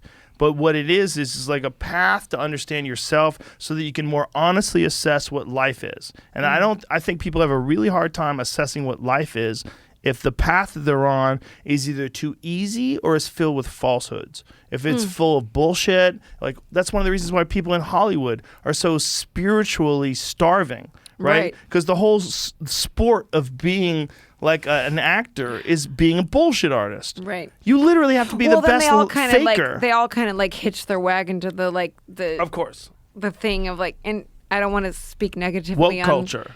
Yeah. Yeah. Well, I was going to talk about ayahuasca of like, that too. there's your shortcut to like, Yeah, but that works. And like, and like, P.S. I'm a big advocate of psychedelic healing, but at the same time, I think we're all looking for something. Whether you're in Hollywood or you're in Louisiana, South Louisiana, trying to get a job, like we all are here alive, trying to figure this fucking shit out. Yeah. But That's the thing. We're all trying to figure this fucking shit out. All of us. And we have to be charitable. We gotta be nice to each other. Agreed. That's like what a lot of us is missing from today's chaotic discourse. We're like cats on a hot tin roof. Fucking we're just, our fucking feet are hot and we're I really freaking like out. the like full circle of like, let's sort it out. Like, why can't we just talk?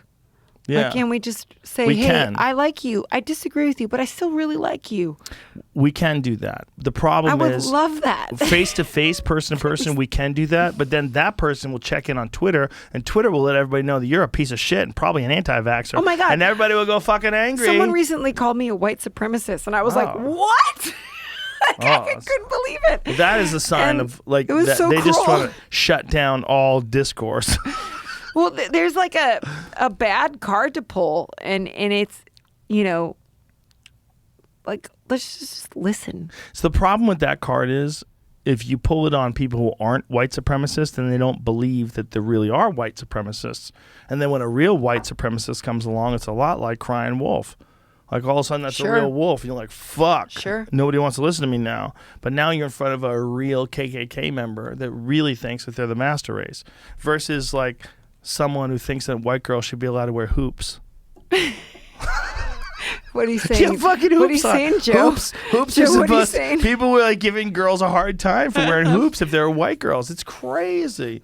But it's like that's nonsense. Do you eat pizza? Then shut the fuck up. Do you use a cell phone made in China? Let's all shut the fuck up. Come on, this is nonsense. Oh, I love What you, we man. should be attacking is actual racism. Not like something that's like fake racism. Like there are Well, people that it's- really do not like people that are Uyghur Muslims, right? That's real. There's real people who really do not like people who are Pakistani because they're from India. There's people that really do think. Oh, I know. Yeah, there's like a lot of crazy, real separation between human beings that's completely unnecessary. That Correct. disregards the individual. Correct. And anybody that wants to lump people into like these dumbass categories and then like point at someone and it's like say you are a white supremacist, like what you are doing is ruining the term. You're fucking up the term, and it literally like allows holes in the gates where real white supremacists can sneak through because you've made it meaningless. Correct. You fucked up the whole term. Cunts. Fucking cunts, right? Yeah, it's pretty convoluted. Man. Should you play one more song and we wrap this bitch up? Oh shit. Okay. No, you don't have to. No, I will. You But don't. Just FYI. There's no I'm- need to. What are we in? A half a bottle? And I'm. At least. Okay. We're pretty fucked up. You don't have to. No, I want to. Do you want to play something new or old? Do you have a preference? I don't. I feel like I should request something though. Oh shit. Well, let me see if I can do it. What could be requested from like what albums could you do with one person, just you?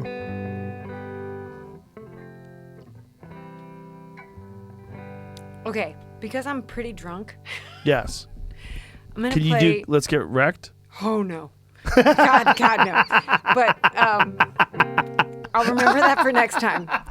Like that would be an egregious embarrassment. Okay. What would work? But I'll listen to anything. okay, I'm gonna play a new one. Okay. Perfect. Because I'm like I don't drink that much anymore. I'm fucking drunk, and I love this. So are you more tuned into the new ones because you've been practicing them and yeah, I've been performing playing them? Yeah. Yeah. I mean, like I could play a Christmas song, but that's not going to work because Christmas is over. But for real, sometime in the future, you and Gary have to record Midnight Rider. Okay, deal. It's one of my favorite Deal. times ever seeing. If you pay for it, we'll do it. 100%. I will do it. Well, I've been thinking about doing something like that while we're having this podcast, and I'm a little bit drunk and a little bit high. But I've been thinking, like, why don't I have like some sort of like promotions group, like JRE Promotions? Bring it. You know what I'm saying? Like, Joe, have it is something. time. It's been time I'm for thinking years. about doing something like that, like just openly doing it, but doing it completely like we're just like a charitable thing. Like, I'm not just promote everybody. You are the Renaissance of Texas and a lot of places, and I think that I support that. 100%. I think it can happen. We should do it. Okay. Would you, if I was going to have a request, Sure. I would say, would you play What You Gonna Do Now? Can you do that? Sure. Okay. I'll try not to mess it up. You're not going to mess it up. Okay. Don't, listen, even if you mess it up, it's real. It's live. It's an amazing song. Which album is that on? I think this is on 3.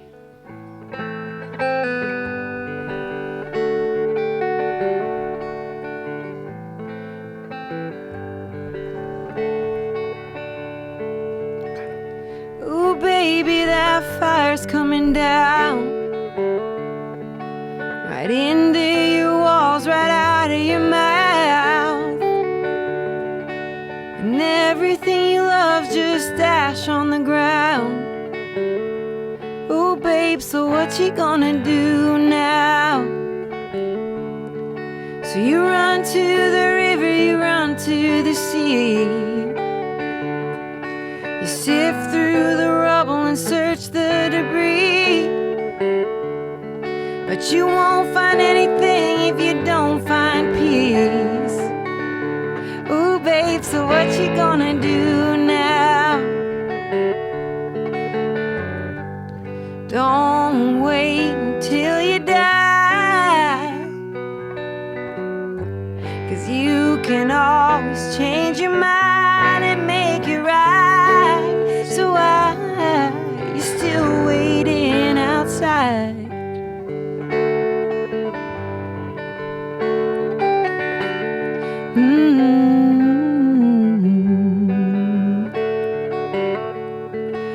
Maybe your mama didn't treat you right. Maybe you just didn't sleep last night. You know I don't give a damn why you wanna fight.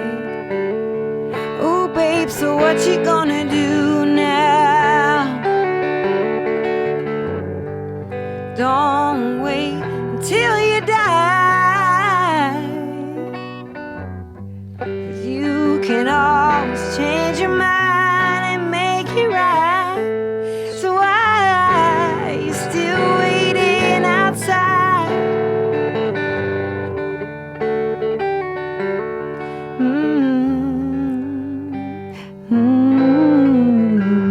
This is for you.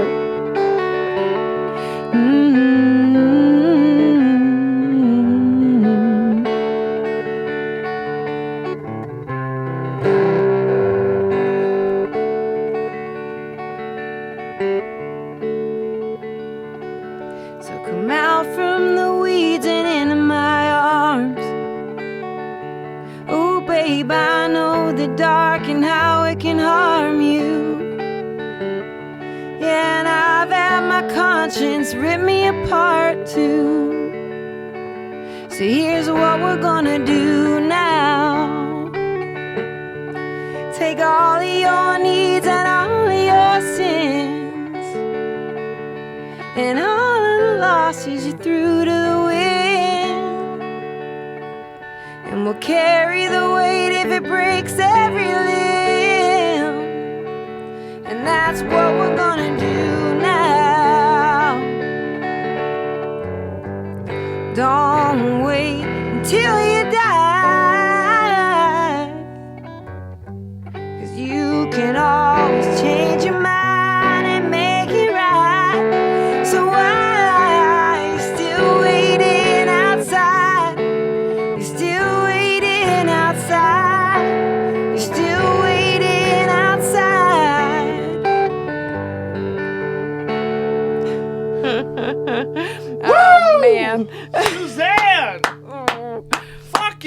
That's a half bottle of Buffalo Trace. That was for you. amazing. That was amazing. God damn it, that was good. That's very, that was very beautiful. generous of you, Joe. No. You just fucking nailed it. You just punched a hole into the next dimension. Oh, boy. You nailed it. That's very nice of Holy you. shit. Thank you. Come on, Jamie, right? No, Jamie's no. a robot. No. Jamie was like, mm-hmm. I have to play golf. I never play drunk. That's the truth. That was awesome. I That never was play awesome. drunk. I'm still sober That when was I play. awesome. We're almost at 2022. Everybody's listening to this. It'll be real close to that when this comes out. By the time you finish it, it'll probably be 2022 because this bitch is long as fuck. Yeah, it is. It is. Jamie, I appreciate the fuck out of you. Thanks, Jamie. You're the greatest of all time. You're a champ. He's the greatest. There is no greater. If it comes to like podcast producers, that's the GOAT. Oh, I know. True Capricorn. Right? got Number two goats one. in one room. But he's the GOAT. That's Two 100. goats in one That's room. the That sounds 100% the dirty, but GOAT. it's true. There's not a producer that can fuck with Jamie Vernon. I appreciate you very much. You're awesome. That was amazing. Likewise. That was so Love you, good. buddy. I love you too. That was so good. That was so good. You're That's just, I generous. needed to see that. I needed to hear that. Let me Everybody needs play to for see you that. when I'm in full form. Fuck. No. That was as good as it could ever be. Suzanne, I'm telling you, you're gonna watch that and you go, God damn, I nailed that shit. Probably not. No. Jamie, she nailed it, right? That was great. Suzanne, it was amazing. It was amazing. I've seen you perform it, 100 times? Thanks, Joe. That was on the money. On the money. All right. Very sweet. Love to everybody. We're going to get through this, bitches. Bye. Bye.